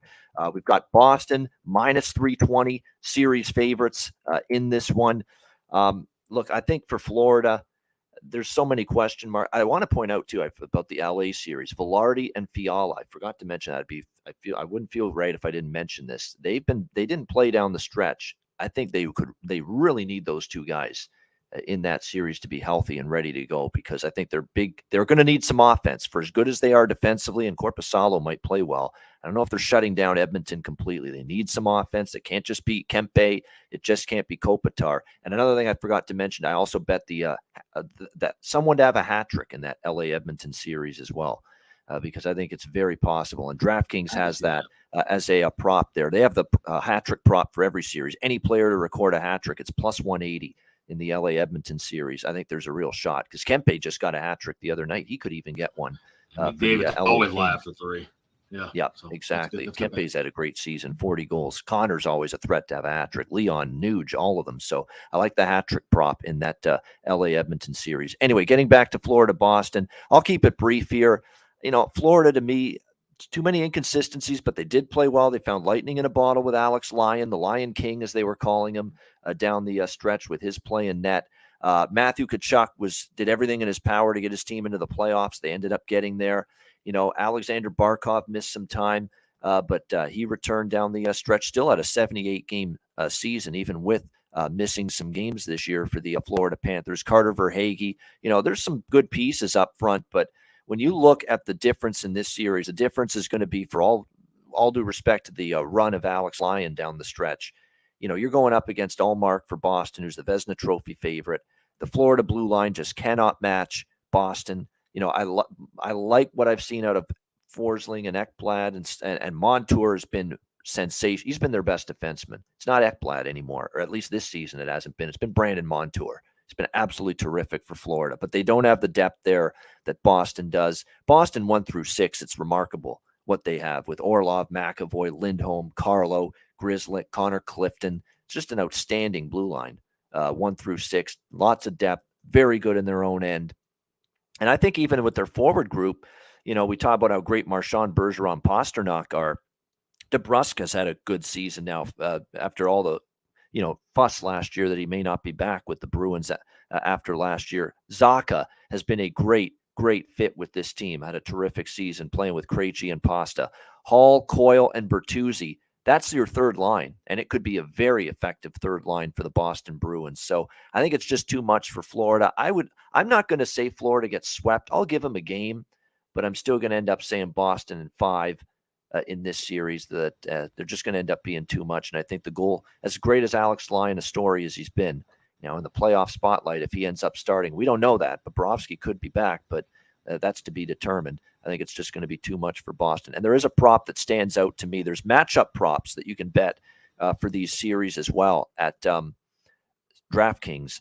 And I think for this series, there's definitely one that stands out as far as the prop market. You can go head-to-head points in a lot of these series, and this is one that caught my eye for Boston and Florida. I'm taking Brandon Montour plus 100 to get more points in the series than Hampus Lindholm for Boston. Now, Lindholm's a good defenseman, but if you look at down the stretch, his point production was erratic. It was sporadic. It was all over the place. Brandon Montour was just a point machine down the stretch, and I think he's been jumping into the play a lot. If you've been watching the Panthers games down the stretch, I think he knows his contributions offensively from the blue line are going to be imperative for Florida to try to hang in this series. So I expect Brandon Montour to beat Hampus Lindholm in most points in this series. So I like that. I like that prop that's at DraftKings. Brandon Montour plus 100 to get more points than Hampus Lindholm. Alex, Panthers and Bruins. Yeah, I mean, I've been talking about this for a while. This Boston team's a wagon, and I don't think anybody's really. I think you know what he's on with the jersey. Yeah. Yeah. Yes. And Alex Lyon. I mean, like I said, it's a great run, and it, incredible for somebody to step up and finally, take the reins for Florida, get them into the playoffs. But it doesn't matter if it's Lyon, if it's Spencer Knight, if it's Bobrovsky, if you bring back Roberto Luongo. You aren't beating the Boston Bruins in the best of 7 series right now. This is a sweep for Boston. I played Boston 4-0 at plus 500. I did sprinkle a little, quarter unit on the insurance of Boston winning 4-1 at plus 250, or it was actually series ending in 5 games. Excuse me. That's the insurance play, not Boston 4-1. Boston 4-0 or series ends in 5 games. So that's just a little kind of insurance. I just don't see this one going that deep. I think the only time you could really back Florida would probably be the first period of Game 3 back at home. And it's a lot like what I said last year in the playoffs with Florida. They don't show up in that spot at home. Possibly, at best, they could be 1-1, but more than likely coming back home down 0-2. They'll have to, put everything on the ice in the first 20 minutes of play. Otherwise, it'll probably be a sweep, and that's more than likely what I'm expecting. Even if they do win the first period in Game 3, I will more than likely be on Boston money line to try to come back and win that game. So that's the way I see it. I don't see a lot of close games. I might sprinkle. I'm not even going to take a pre-flop shot with the overtimes. I do have Game 2 circled as one that might go to OT. So that might be a regulation draw. I kind of have a little bit of a map with this series because, like I said, I'm really high on Boston here, and I think they take care of business at 4. And that's the way you got to go about it. You got to have a series script in mind when you're going to approach each individual series now moving forward. And because that's the best way to approach it, I think, is just have an idea of how you think it might go game to game. Eddie, what do you think here? Panthers, Bruins. I'm going to go with the wagon. I don't know, but you stat guys might want to tell me. But when's the last time in the NHL that a team had as many points as the Bruins had this year? I mean, it was it was Montreal, the team that they beat in the 70s. That's the team they ended up beating, and that was an all-time great team. Yeah. Now there's people debating what's the greatest team, the Montreal team in the 70s or this one. I think just based on it was for Montreal. I still think it's the Montreal team in the 70s, but that doesn't take anything away from how this has been one of the best single regular seasons and single best teams in recent memory. Yeah. Certainly since 2000. Yes, definitely. Mm-hmm. Yeah. So I think it's really hard to bet against Boston. I think question mark. It looked like Ullmark got hurt the last game he played there. So what's his status going into Game 1? Like Swayman has played really well too, but Ullmark has been the best goal in the NHL this year, right? So I don't see one weakness really in this Boston team. So I'm going with Boston in 5 games as well. All right. By the way, we've run into internet issues for our guy Kevin, so he wanted me to pass along too. He actually is texting all his props out here. I figured at some point, hey, you're on the road, huh? How are you getting this connection to be so good? But eventually, yeah, he's on board with my Montour over Lindholm actually, and we hadn't talked about it. I had no idea Kevin liked that one as well. But yeah, he's on Montour over Lindholm points. Barkov over Taylor Hall points in the series as well. Yeah, that one makes sense to me. I think that one makes sense to me too. Yeah. And Barkov to me is playing on the top line, Taylor Hall on the third line, and he doesn't have to carry the load offensively. Taylor Hall with everyone else that's on this Bruins team. So and he's got some props from the other East series as well, and I will mention them as we go along. Series to a series. Go ahead, Alex. And I got to ask you, how many goals roughly do you think Florida scores in the series? Well, that's the tricky part, okay, about betting some of these Florida Panthers player props over the Boston props, but we're not talking about them outscoring Pasta or Bergeron or DeBrusk, or even Zaka or Krejci, who have been very good. Like Lindholm to me can be beaten by Brandon Yes, Montour in I a agree with battle of that. points. Barkov can be beaten by Taylor Hall, or Taylor Hall can be beaten by Alexander Barkov in points, even if Florida scores 2 goals a game on average in this series. There's They still a good won't. shot that Barkov and Montour are going to factor in way more to the points for someone Florida else. than Hall or Lindholm for Boston. That's the way we got see you. it. That's Okay. how I see Okay. it. Yeah. Yeah. Because you're right. I don't think they're going to light up the scoreboard against this Bruins team. We know how good they are defensively, but I'm just saying into it because I think most of the offensive contributions are going to be Pasta, Bergeron, Marchand, probably McAvoy from the blue line is going to get a lot of points. Orlov, with what he's done, he's been a point machine. I didn't see this out of Orlov after they got him from Washington. All of a sudden, he's found out I've got some offense to my game from the blue line too. He's been ridiculous since they got him from the Washington Capitals. All right, next game here in the first round, we've got the New York Islanders taking on the Carolina Hurricanes. We've got the series price here in this matchup is Carolina minus 200 series favorites in this one over the New York Islanders. This one, I think I am tempted, very much tempted to take not the Islanders at plus 160, yes, but certainly this series to go 7 because I do feel it could go that way. We have evidence last year in the first round, by the way, of the Carolina Hurricanes having to go 7 games in the first round against the Boston Bruins. And remember, that was a homer series. Home team won every game. Carolina was undefeated on home ice last year in the Stanley Cup playoffs as well, right till the end. Of course, the final game when the Rangers finally beat them. But they were a great home team last year. But I could see something similar where Carolina holds serve at home. The Islanders are going to get such a strong boost from their home fans. We know how loud and crazy they are in the playoffs. You don't get a sense of the Islander fans being, a huge difference maker for them in the regular season. But in the playoffs, it's a different story. And it'll just be a question now that they're in the new barn, though, UBS Arena. How much of that, because Nassau Coliseum, when the fans are right on top of you in that old barn that they used to play in, it really was a benefit to the Islanders. Will it still be that way here, even though now they're in, the new venue, UBS Arena? But I think the Islanders with their stingy play, with the fact that I just didn't love the way Carolina finished the season, that there's concern. And I read some stats, by the way, doing some reading and checking up. Expected goals, high danger chances, goals per game, all kinds of different offensive metrics and statistics for the Carolina Hurricanes took a huge drop ever since they lost Andrei Svechnikov to injury.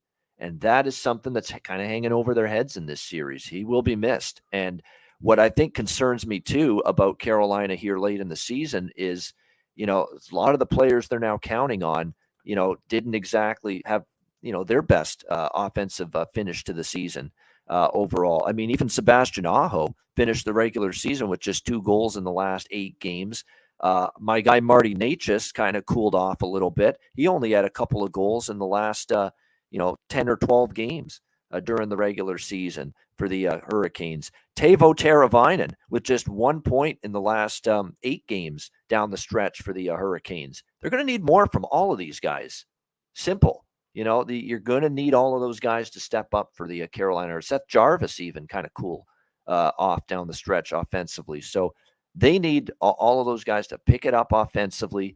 And the Islanders aren't going to make it easy on them. We know they can be stingy. We know they can shut it down, especially when they have a lead. And if Carolina gives up the first goal in certain games in this series, their offensive doldrums from so many of their key forwards down the stretch concern me, especially when you've got a guy like Ilya Sorokin in net, who's had an excellent season, obviously, for the Islanders. So I think there's a pathway for the Islanders to be very competitive in this series and also have a chance to win this series. So I'm going to go with the Islanders plus 1.5 games at minus 130. This is going to be a spread bet, probably a half unit on that and a smaller quarter unit on the upset in this series. So that'll make our guy Nick Earl very happy.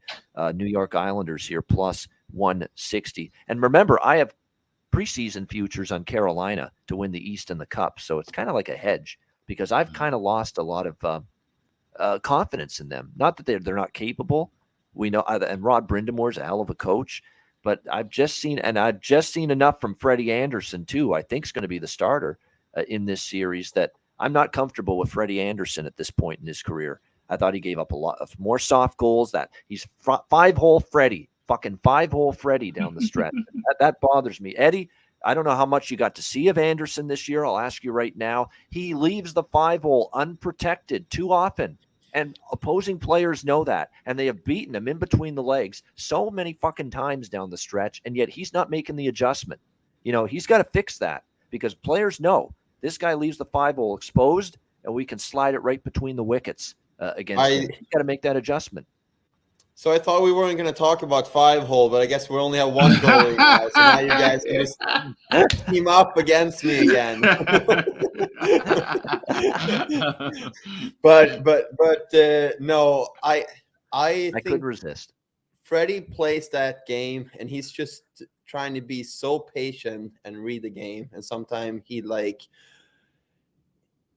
it a little over patiently, and just like you said, I think Svechnikov was huge losing him. They obviously don't have Pacioretty either. Their team dynamic changed a lot when Svechnikov went down. So if this is the series to play the under, because I feel like Carolina can't score anymore. They lost all their offense. They lost their engine. We talked about this last night as well.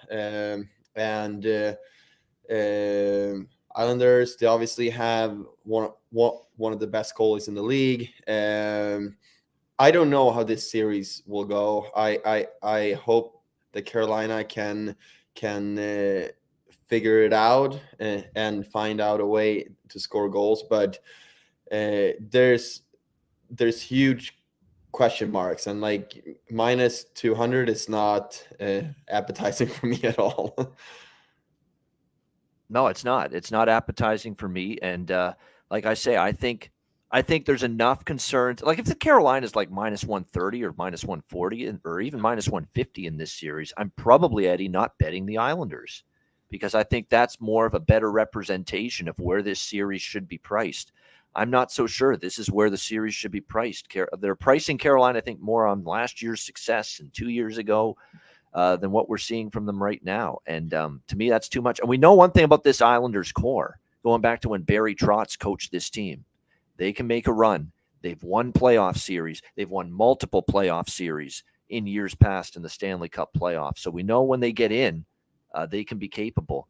And plus, Matthew Barzal, that's a great point from our chat. It's not a will he be back. He is going to be back. He will play in game one. He's ready to go. He's back for the New York Islanders. And look, he didn't have a great season this year, 14 goals in 58 games. That's not, I think you expect more from Barzal than that, but he still had 51 points in 58 games. He's more of a facilitator, more of a playmaker for this Islanders team. But still, even with the lack of goals, he was a facilitator. He still had 51 points, and he's going to absolutely help this team offensively. And he's likely going to play with Bo Horvat and Anders Lee on the top line here for the New York Islanders in this series. Alex, Islanders Hurricanes. Yeah, this is a great series to look at, and it's important why you should have multiple outs and be able to shop around, because I'm looking at two different things that it's essentially the same. I'm seeing series to go 7 games plus 210 offshore, but if I see a BetMGM, I can get over 6.5 at plus 225. You're pretty much asking the same thing. You need to go 7 games. So shop around and look for things like that. There's a lot of hidden gems you have to kind of decipher when looking at a lot of these playoff series props. And a colleague of mine actually alerted me yesterday that FanDuel is doing something really cool. You can actually predict the correct order of how a series goes, which, man, if I had this thing 10 years ago when I had the Kings Sharks series down pat, I would have cashed out nicely. If you were to take all home teams to win in this series, give it plus 4,800 right now at FanDuel. And they have this offered for all 8 series too. So you have to, scroll down and look around and see and mix and match. I probably will be doing this on a couple of series. And honestly, for the show's sake, I might take a little shot with this at plus 4,800. I'm going to go with all home teams winning here. And like I said, that means Carolina wins the series, which I think they can. I think this is going to be a messy, playoff series. That's what Carolina has done in this recent run when they've in the playoffs. They haven't made things real easy for themselves. It's always been kind of this sloppy dogfight style of hockey. And the same thing with the New York Islanders. All the deep runs they made, the bubble year, the back-to-back years playing Tampa Bay in the conference finals. They muck it up. They play tight in the neutral zone. They don't take a whole lot of risky chances. And like I said, now with Svechnikov out, where's the offense going to really come from in Carolina and waves? I don't see that happening. This is going to be a goaltender duel. And I know Sorokin obviously is the bigger edge, but I think Carolina, especially you talked about home ice, I think Carolina has a slight home ice advantage here. But both barns are going to be rocking and rolling. But I think that's what's going to help Carolina ultimately win the series. So if you like that and you think it's going to go 7 games, like I said, I took the shot with over 6.5 plus 225, but I also went with this FanDuel. I like all home teams. So that's Carolina game 1, Carolina game 2, Isles game 3 and 4, Canes at 5, Isles win 6, and Canes win 7. And that's at plus 4,800 at FanDuel. That's 48-1. Home teams to win every game in that Islanders-Hurricanes series. I think it's worth a look. Eddie, we just saw this. Boston, Carolina last year in the first round. The home team won every game. It could be one of the 48-1 plus 4,800. That's worth a couple bucks. I'm in. Count me in. I like it. I definitely think that's got potential. And and I like the 7-game prop as well. In the plus 200, 225 range. I definitely think this is definitely one that screams out going the distance. Islanders and the Hurricanes. It really does. All right, next up, we got 2 series left here in the East first round.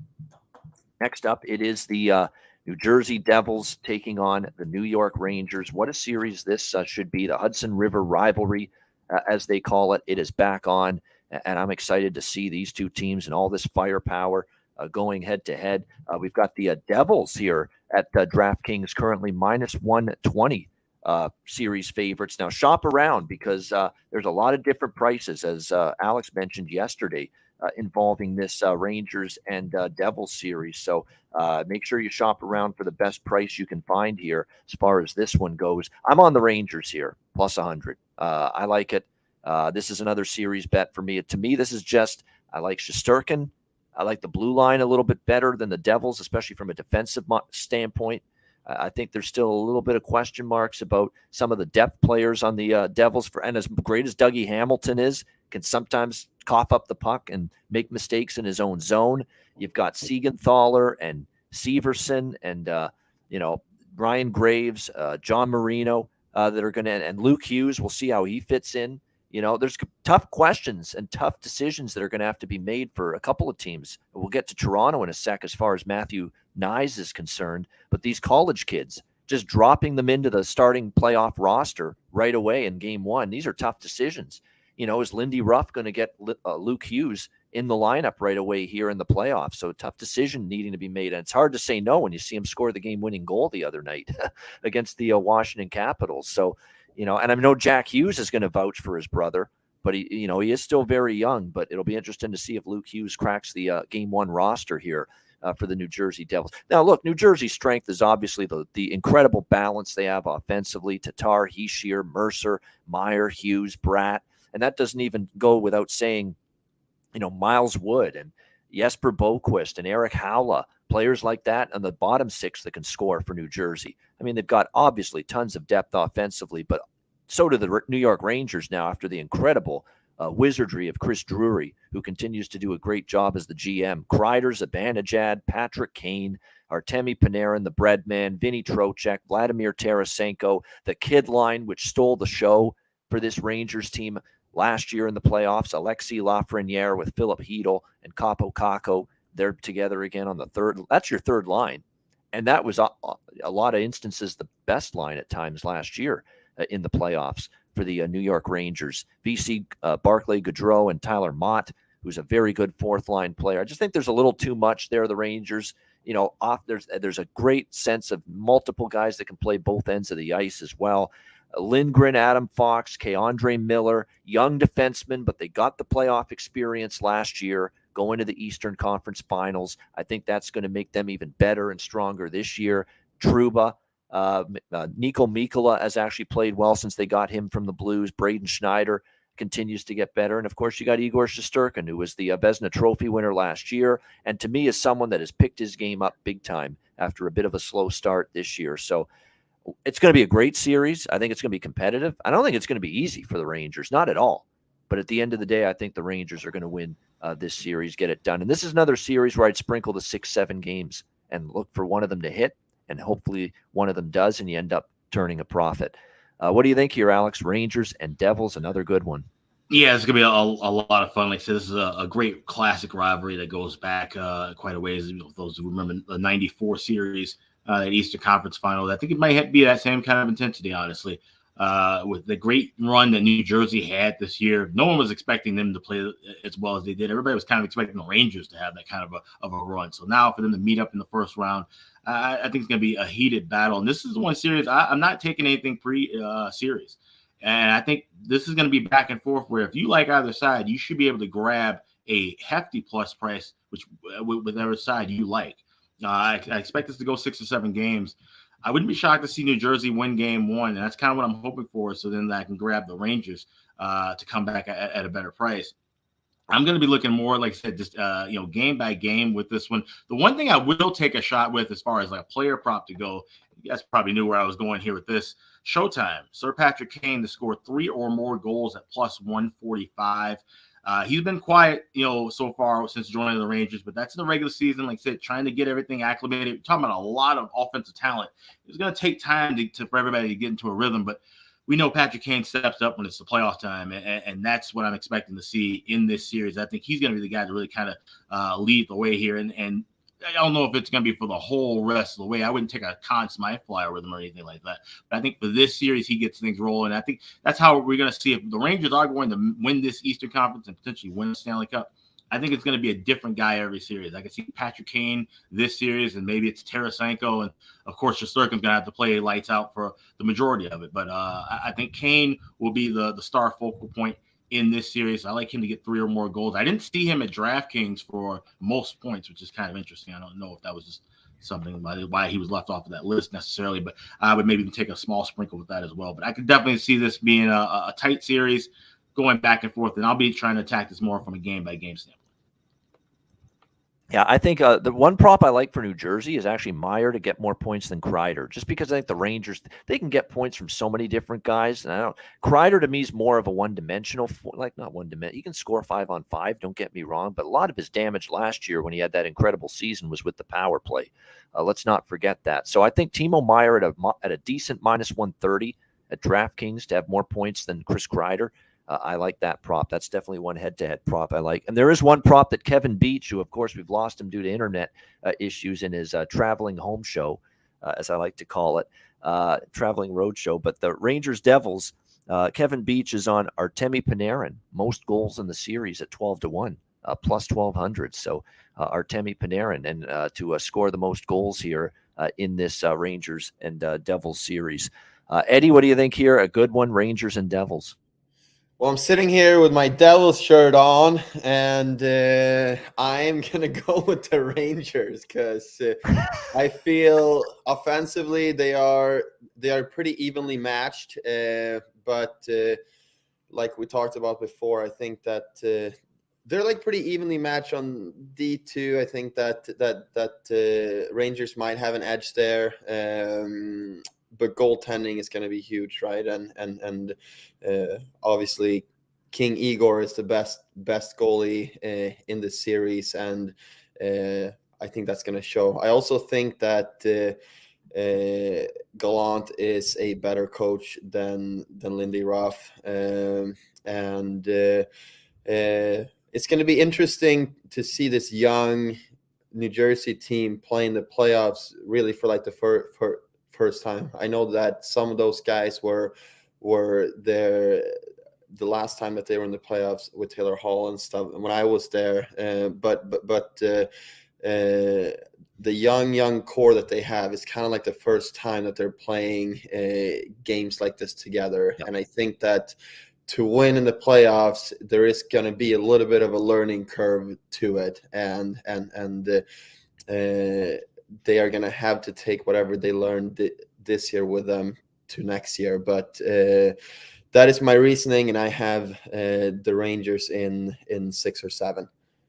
I think there's some truth to that. Like for New Jersey, this is an incredible season. I don't want to say it's come out of nowhere, but we know this has been a team that's had some tough seasons now the last few years. And all of a sudden they have this wonderful year where they come so close to winning their division. They have home ice here in the first round, but they might need to learn how to lose, in the playoffs first before they learn how to win. And, and I think that, and the Rangers with getting as far as they did last year, that could end up being the difference in the end. But like I said, I think this is a very tough series on the Rangers, but they'll find a way.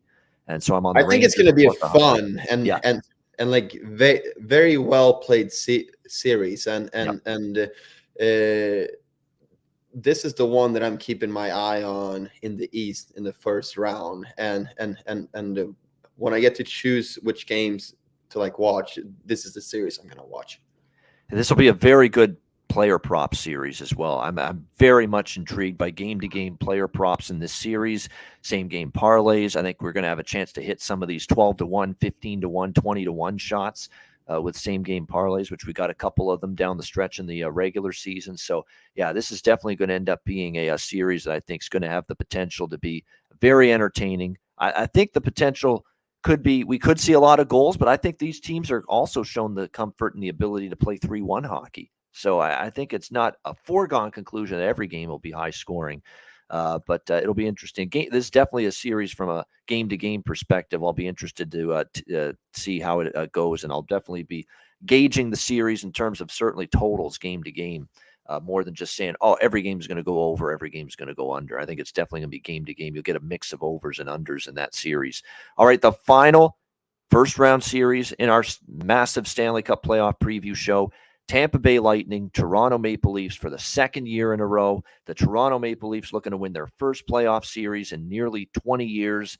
The last time Toronto won a playoff series, 2004, there wasn't even high-definition television around yet. Okay, I have not seen the Toronto Maple Leafs win a playoff series in HD yet. Will we finally see it this year? -150. They are favored over the Tampa Bay Lightning. And keep in mind, last year, Tampa 1-7.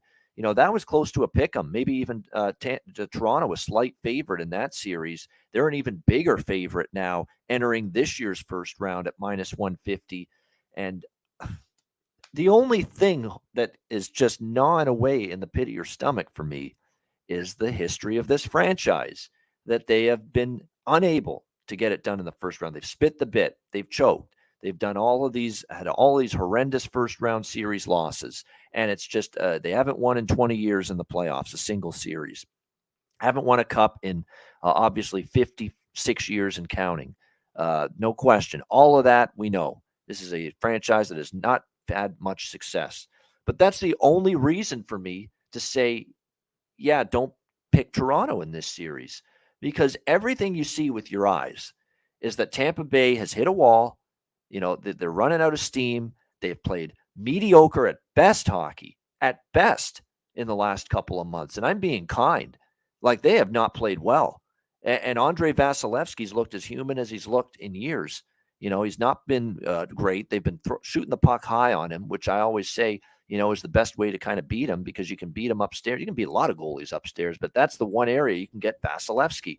And they have been shooting the puck over his shoulder repeatedly here. Toronto, not the 5-hole, right? No, not the 5-hole. Not with him. He's great down low.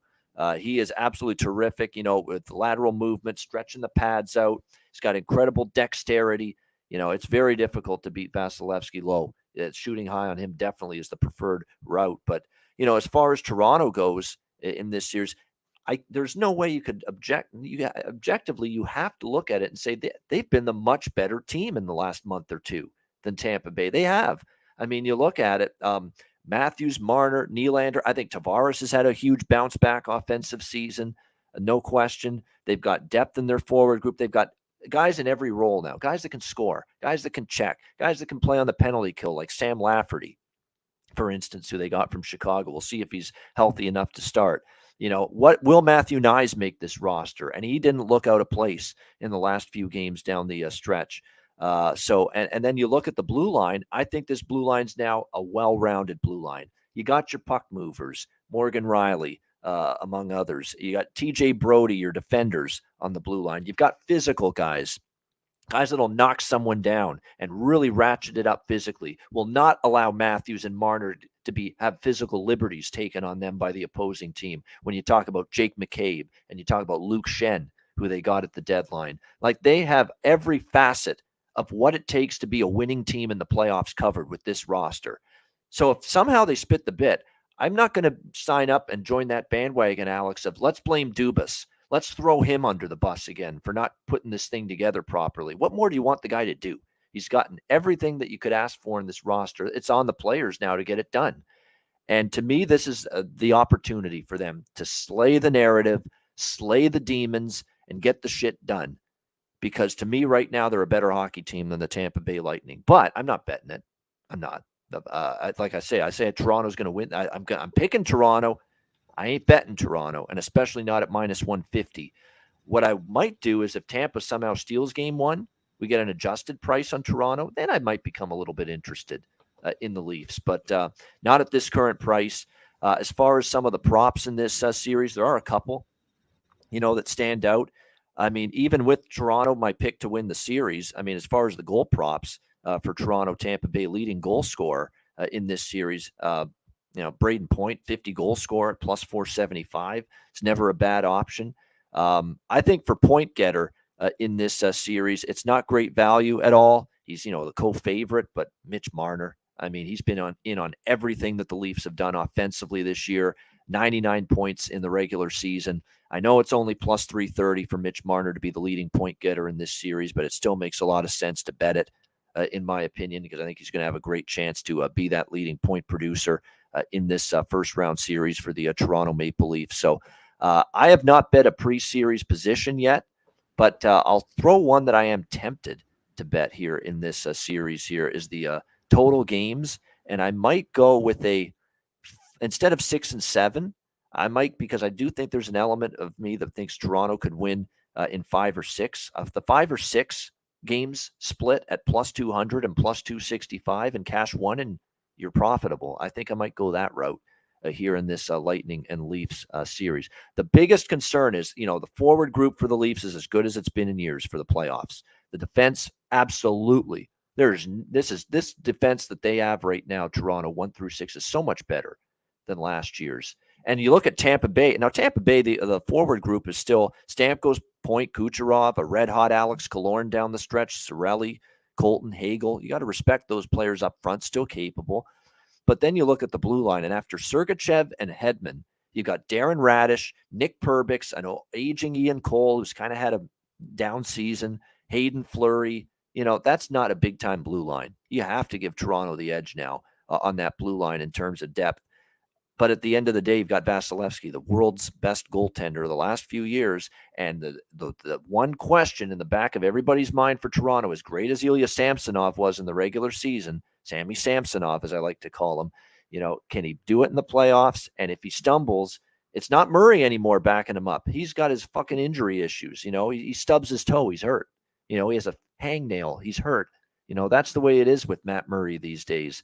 You got to rely on young Joe Wall to back up Samsonov if he stumbles or he gets hurt. And he's been great down the stretch for the Leafs too, but can he get it done in the playoffs? So that goaltending battle, on paper, you still have to side with Tampa, but I think just the overall team for Toronto is better. But I said this yesterday, I'll say it again before we get to Alex and Eddie. If this team spits the fucking bit again, for goodness sake, and they again fail to get out of this first round, I'm going to go scorched earth on this Leafs team with the rant of all rants. And I've ranted against this team for years and their fucking shortcomings and shit in the bed and not getting it done. This will be the mother of all Ian Cameron rants on the Toronto Maple Leafs if they fucking spit the bit and shit the bed again here in this first round against the Tampa Bay Lightning. And that will be something you won't want to miss. Alex, Lightning and Leafs. Yeah, and it would be well deserved if that is the case, but I don't think that's going to be the case, honestly. And I'm sticking with what I've been saying for the last few weeks. This Tampa Bay Lightning, this team does not have it. They simply do not have it. We saw at the beginning of the year, we said, okay, this team's going to be, struggling a little bit. They've got injury issues. They've played a ton of hockey, but then they'll get things rolling in the second half. And they did get things rolling in the second half. And they looked good. And they looked, all right, they're going to be a playoff team. This is not a fringe wildcard team. They're a legitimate contender in the East. But then all of a sudden you just started seeing them just got to get out of sorts again. And it just seems like, there were some games where they just seemed super fatigued. You think about the game where they were held, without a shot on goal against Carolina, and the body language of them getting off the ice. That is just burned into my head. We wouldn't see that from Tampa Bay the last 3 regular seasons. And I think this is a team that, I don't think they were, laying back as much as you expect, like say Pittsburgh a few years ago, laying back and all of a sudden turning on the switch, getting in the playoffs. Even Colorado last year, they were kind of iffy heading into the playoffs. Once they got in, it was all hands on deck. This Lightning team just does not look built the same way. And now when you add that factor in with this Toronto team trying to finally get the monkey off their back and get past the first round, and the way that they're playing with their offense, and they finally have a goaltender, Samsonov. They even have a backup that they can rely on. I think Joseph Wall, I think he's a better backup option than some of these guys that are number 2s right now on the depth chart. If they have to go to him, I think Toronto wins this series handily. I have Toronto to win exactly 4-1. I grabbed that at plus 500. I grabbed the smaller with Toronto. I got it's series end at 5 and series end at 6 as well. Those are much smaller plays, but plus 200, plus 260. I got those. And I also have the series spread 1.5 plus 155. I've seen that drop now at a couple of shops to like plus 140. So if you like that, you should grab that sooner than later. But I think Toronto finally breaks the streak. They get to the second round, and Tampa Bay, like I said, is probably the best thing for them. Have a quick exit here in the playoffs, finally get some rest, finally get to enjoy the summer, and then I think they'll be coming back guns blazing next season. So don't count Tampa Bay out. This isn't a rebuild or a breakdown just yet. This is just a blip in the road, and I think they're just going to run into a better team and a more hungry team than the Toronto Maple Leafs. All right, so Alex has not wavered. He said this for weeks. He likes Toronto in this first round against Tampa Bay, and not only Toronto in this, but decisively in this first round to win handily against Tampa Bay. And a lot of great discussion in the chat about Samsonov, and obviously our resident goalie, Eddie's a great person to talk about this. To me, with Ilya Samsonov, the only reason, right, you have to give Vasilevsky the edge because of what he's done. He's won cups. He's been great in the playoffs. He's been the best goalie for years. But if you're evaluating this particular season, Ilya Samsonov's been at least as good as Vasilevsky, and you can even say in instances he's been better, honestly, than this season. I mean, with the way Samsonov's played, he's been that good. He's been that good, Ilya Samsonov. The only hang-up we have is that he hasn't, played in the playoffs he's played in the playoffs for Washington, and his playoff record, I believe, is 1-6 or 1-7, I believe, as a playoff starter with the Washington Capitals, but totally different situation. This is a new team, and I get that Vasilevsky's Vasilevsky, but I think Samsonov is right there with Vasi this year in his season performance. And again, Vasi's season performance not being on par with what he's done the last couple of years. How do you see it going, Eddie? Tampa Bay, Toronto. Yeah, I mean, everything is pointing to Toronto winning their first series in a very long time, right? And they have the team for it. I also think they have the goaltending for it.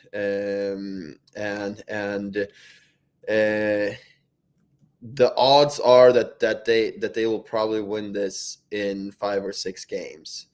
But let me tell you, if this series goes to 7 games, I am not putting my money on Toronto. Well, yeah, you can look back on last year as to your evidence as to why, right? Look, just go back to the last year, and I think Tampa was up 1-0 or 2-1 going into the third period in Game 7. And, Hedman is going to be out there 12, 13, 14 minutes out of the 20. And then you have Vasilevsky back there as well, right? So this goes kind of to what we talked about with the Devils series and stuff too. Like, the Devils haven't learned how to win yet. Neither has Toronto.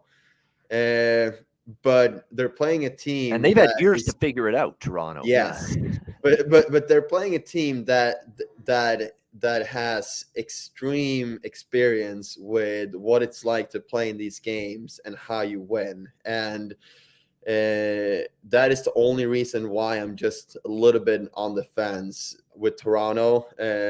But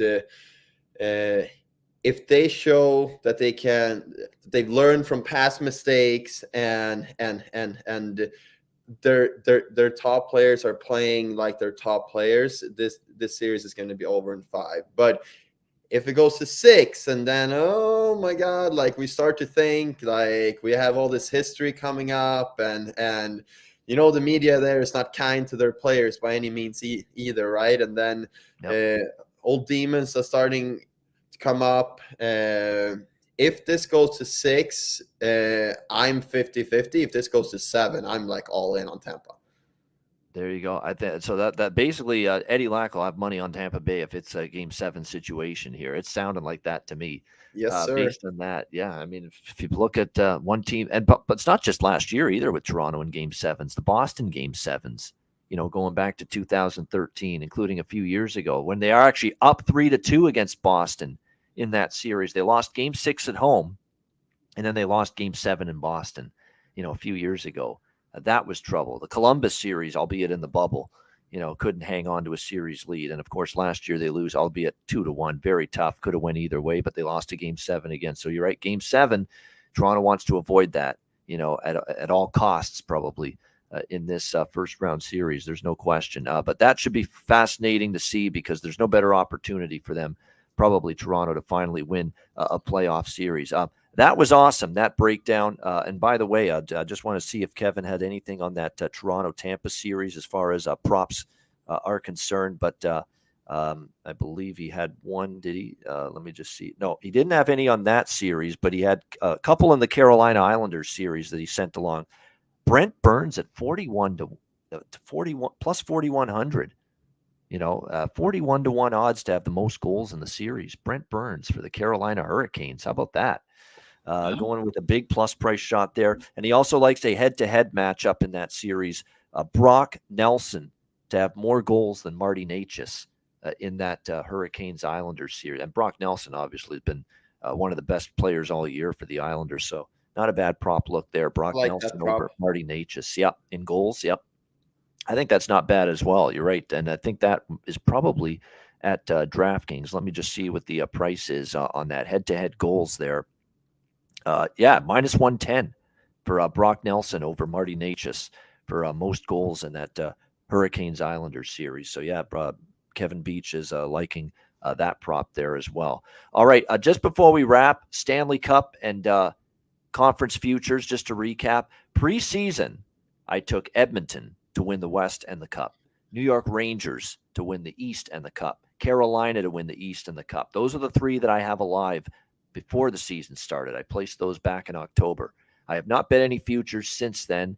I am going to add a couple now. You can throw away that old ticket. I think it's gone. Yeah. I can. Yeah. I think it's just taking up space. I mean, why? Why even keep it? Just taking up space. It's totally worthless. Just chuck it in the garbage can. Yeah. Be done with it. Rangers, Oilers, and Hurricanes pending. I'm adding Dallas. I'm that high on the Dallas Stars coming into these playoffs. There's no question. I'm going to jump in with the futures look toward the Dallas Stars as well. And again, you can get good prices there with their props right now. Let me just bring up the odds. I'll use Bet365 as a reference. Again, shop around for the best prices with the to win the conference and to win the cup. But to win the conference for Dallas, plus 650, and to win the Stanley Cup at Bet365, 14-1, plus 1,400. So I like Dallas to win the West, to win the conference, just based on the prices. I think that's the one I'll add. And there's, I think, one more that I was contemplating. I might add the Kings if they beat Edmonton, but not until that time, because I don't think they're beating Edmonton. But if they do beat Edmonton, I think I will jump on the LA Kings at that point for Western Cup futures, but only because I don't think they're beating Edmonton. I'm not betting it now. Yeah. That's the way I'm approaching it. Dallas is agree that the East is a lot better than the West. Yes, for the first time in years. Yeah. Yes, I think the answer is yes. Yep. Yeah. I agree with that. I think the East top to bottom is going to be compelling. You've got a chance for, I think, Carolina Islanders maybe to be a little bit more of a defensive-minded, tighter checking chess match series, but that should still be a very competitive, exciting, dramatic series. And then Devils, Rangers, and Leafs, Lightning could be both excellent. And don't even sleep on, Boston, I think, beats Florida, maybe even in 5 games, like Alex says. But I think Florida will keep it from being a runaway game to game, where it's 3-2, a lot of 3-2 Boston, a lot of 3-1 Boston, that kind of thing. You could see that in that series. So the East, is, and the teams, I mean, Bruins and Rangers and Devils and the Leafs, and you can never totally count out Tampa, even though they've been struggling down the stretch. The East is just absolutely loaded this year. But I thought the West got stronger down the stretch. Like, I wasn't high on Dallas. I didn't think much of Dallas halfway through the season. I think a lot of them now with the way they finished. Edmonton with the way they finished. LA can still be a tough out. Colorado, if they can get their game back to the level of last year, don't count them out. So the West still has capable teams, but I think top to bottom, the East is better. I agree. What do you think, Alex? Oh yeah, absolutely, yeah. And I'm a huge proponent of the Western Conference, but the East has been leaps and bounds better. But it's funny because when you look at the West and specifically that Central, I kind of nailed that down. I liked Minnesota at the beginning of the year, but I said it would come down to Minnesota, Dallas, Colorado. And, based on how we could, what we expect from Colorado, the variance, obviously, especially we didn't expect this many injuries, of course, but we thought, once again, like a team winning the Stanley Cup, have that little bit of a hangover, get things on track in the second half. And they did that and did a great job, like I said, despite having so many guys out for most of the year. But this Dallas team, I've liked them all the way through. Like I said, even off of last year with the way they lost in Game 7, I just felt like they were going to use that to build into a better team, and they did. And now I feel like they're one of those dangerous teams that could just easily make a run through this Western Conference. Like I said, I grabbed plus 550 for them to win the West back on February 6th. So you can still grab, 650 is a great price. I also did take a shot. I don't have anything Bruins individually. I didn't go 310 or 320 with them to win the Cup. But what I did do at MGM was I got 25-1 on Bruins to beat Stars in the exact outcome for the Stanley Cup final. So that's the one future that I have with that. And of course, I mentioned the 2 Dallas Stars Conn Smythe shots I took with Ottinger and Robertson at 40-1. I also have David Pastrnak at 10-1 and Linus Ullmark at 15-1. I've seen as high as 20-1 with Ullmark for Conn Smythe. Once again, if they win this series and handily, like I expect in a sweep, 10-1 and 16-1 will probably be reduced down to about plus 300 and plus 450. So definitely don't want to wait on those if you like Boston to advance in this series or just even get, like I said, not even all the way to the conference finals. If you like them to win this series, those prices are going to disappear. So grab them now. Yeah. The ones I'd consider for Conn Smythe, I love the Ottinger and Robertson looks, and I even did Pavelski at 100-1 for just a small sprinkle for the Conn Smythe. But I like the Toronto looks as well because I think they could make a deep run if they get past Tampa Bay. So Marner at 22-1, even Matthews at 20-1 could end up seeing that have a chance. Like I said, the Oilers, Conn Smythe props, McDavid and Draisaitl 8-1 and 30-1 respectively.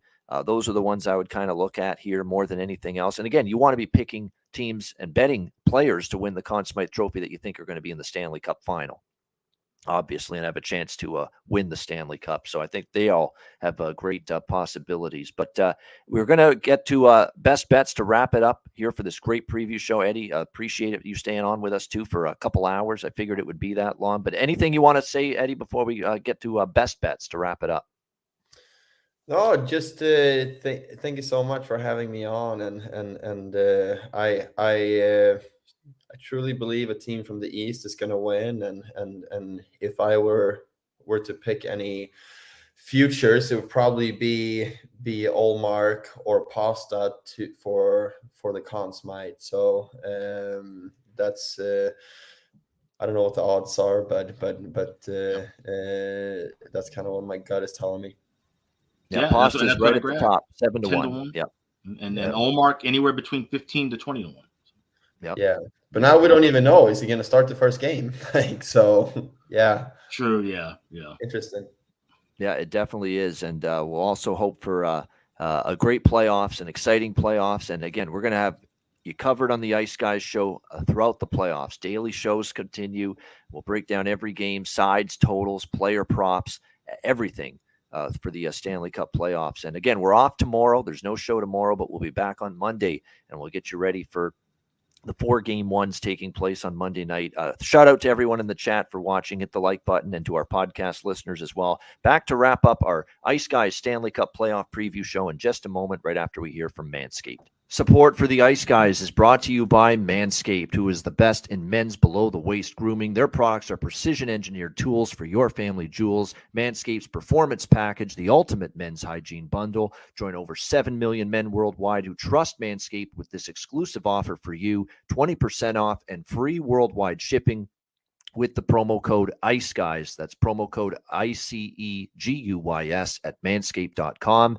If my math is correct, it's about 14 million balls that you can preserve. The Performance Package 4.0 is the complete accessory package to take care of everything that is required. You've got, of course, the Lawnmower 4.0.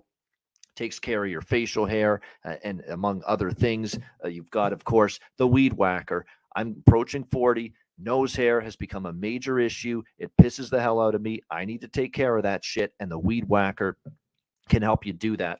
Both of these products, waterproof and a 4000K LED spotlight for a more precise shave. And you'll also be able to take care of those delicate areas with the ball toner, with the ball deodorant, keep you smelling good, looking good, and feeling good down in the nether regions. This complete Performance Package 4.0 will take care of everything for you, for all you guys out there, and it's courtesy of our good friends at manscaped.com. So get 20% off and free shipping with the promo code ICEGUYS at manscaped.com. That's 20% off with free shipping at manscaped.com.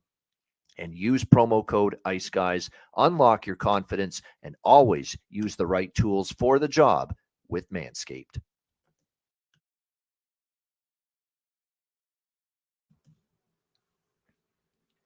All right, good stuff. It is time for a Stanley Cup playoff preview show, Best Bets. It can be anything. Series prop, one of the point goal props that I like, or I was going to say Kevin, but Kevin's not here anymore. But with the internet issues. But yeah, anything you like in the Stanley Cup playoffs first round, you can use it for Best Bet. Alex, we'll start with you. Best Bet. Well, I gave out the sweep for the Bruins yesterday. So we got to do something different here. We'll go with the Toronto Maple Leafs. We'll go with the series spread, -1.5, plus 155. Plus 150 is decent as well.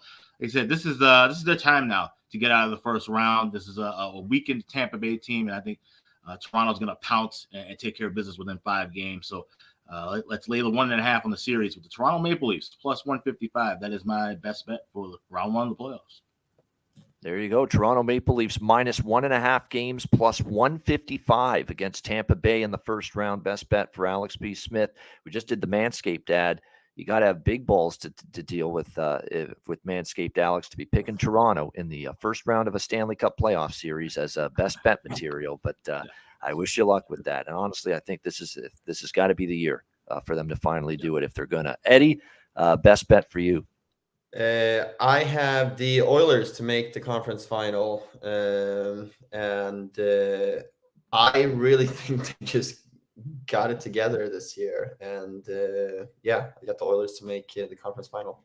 There you go. All right, so we'll give Eddie two. We'll give him the Eddie. We'll give him the LA series price, even though it's a little pricey. And Eddie, by the way, Ed, to win the West for the Edmonton Oilers, we'll make that a best bet too, because you seem very confident in that, at least to get to the Western Conference Final. And the price on, by the way, if you're interested in that, the price currently on the Edmonton Oilers to win the Western Conference is plus 300 right now. They've still got Colorado favored over Edmonton to win the West. So Edmonton, plus 300 in that range to win the Western Conference. All right, best bet for me here in the Stanley Cup playoffs. I am sorry to upset our friend Terry Edelman. He's a pillar of this Ice Guys community, but Dallas Stars -140. Dallas, dun, dun, Stars, dun, dun, Dallas, dun, Stars, dun, dun, Dallas, dun, Stars. Hear that every time they score a goal on now. I've heard that a lot. Yeah, I know. That's their home goal song. It's better than Hall and Oates, at least for Toronto. Absolutely. But that's another. Pantera Or over Hall Breakfast and Oates Club. any day. Breakfast Yeah. Club in Vancouver. I didn't They play, hear Don't you that one too forget many about times. me. Yeah. Yeah, some of these goal songs, man, not the greatest choices, but even the Dallas Stars have a better one than some of these teams. But yeah, Dallas Stars, you're right, Eddie. We hear that a lot when they're at home this year. I've heard that a bunch. I think you'll hear it a lot in this series because I think they're beating the Minnesota Wild. Dallas minus 140, series price over the Minnesota Wild for my best bet. That'll wrap it up. Awesome show. Thanks to Eddie Lack. Alex, great job. Kevin Beach for joining us until his internet cut out. We appreciate it. Everyone in the chat, hit the like button. We'll be back on Monday at 2 p.m. Eastern for another edition of the Ice Guys as we get game 1 going and the first round series underway on Monday. So make sure you join us for that. For Alex B. Smith, Kevin Beach, Eddie Lack, I'm Ian Cameron. Have a great Saturday and a great weekend. We'll talk to you again on Monday for our first playoff edition of the Ice Guys presented by National Hockey Now.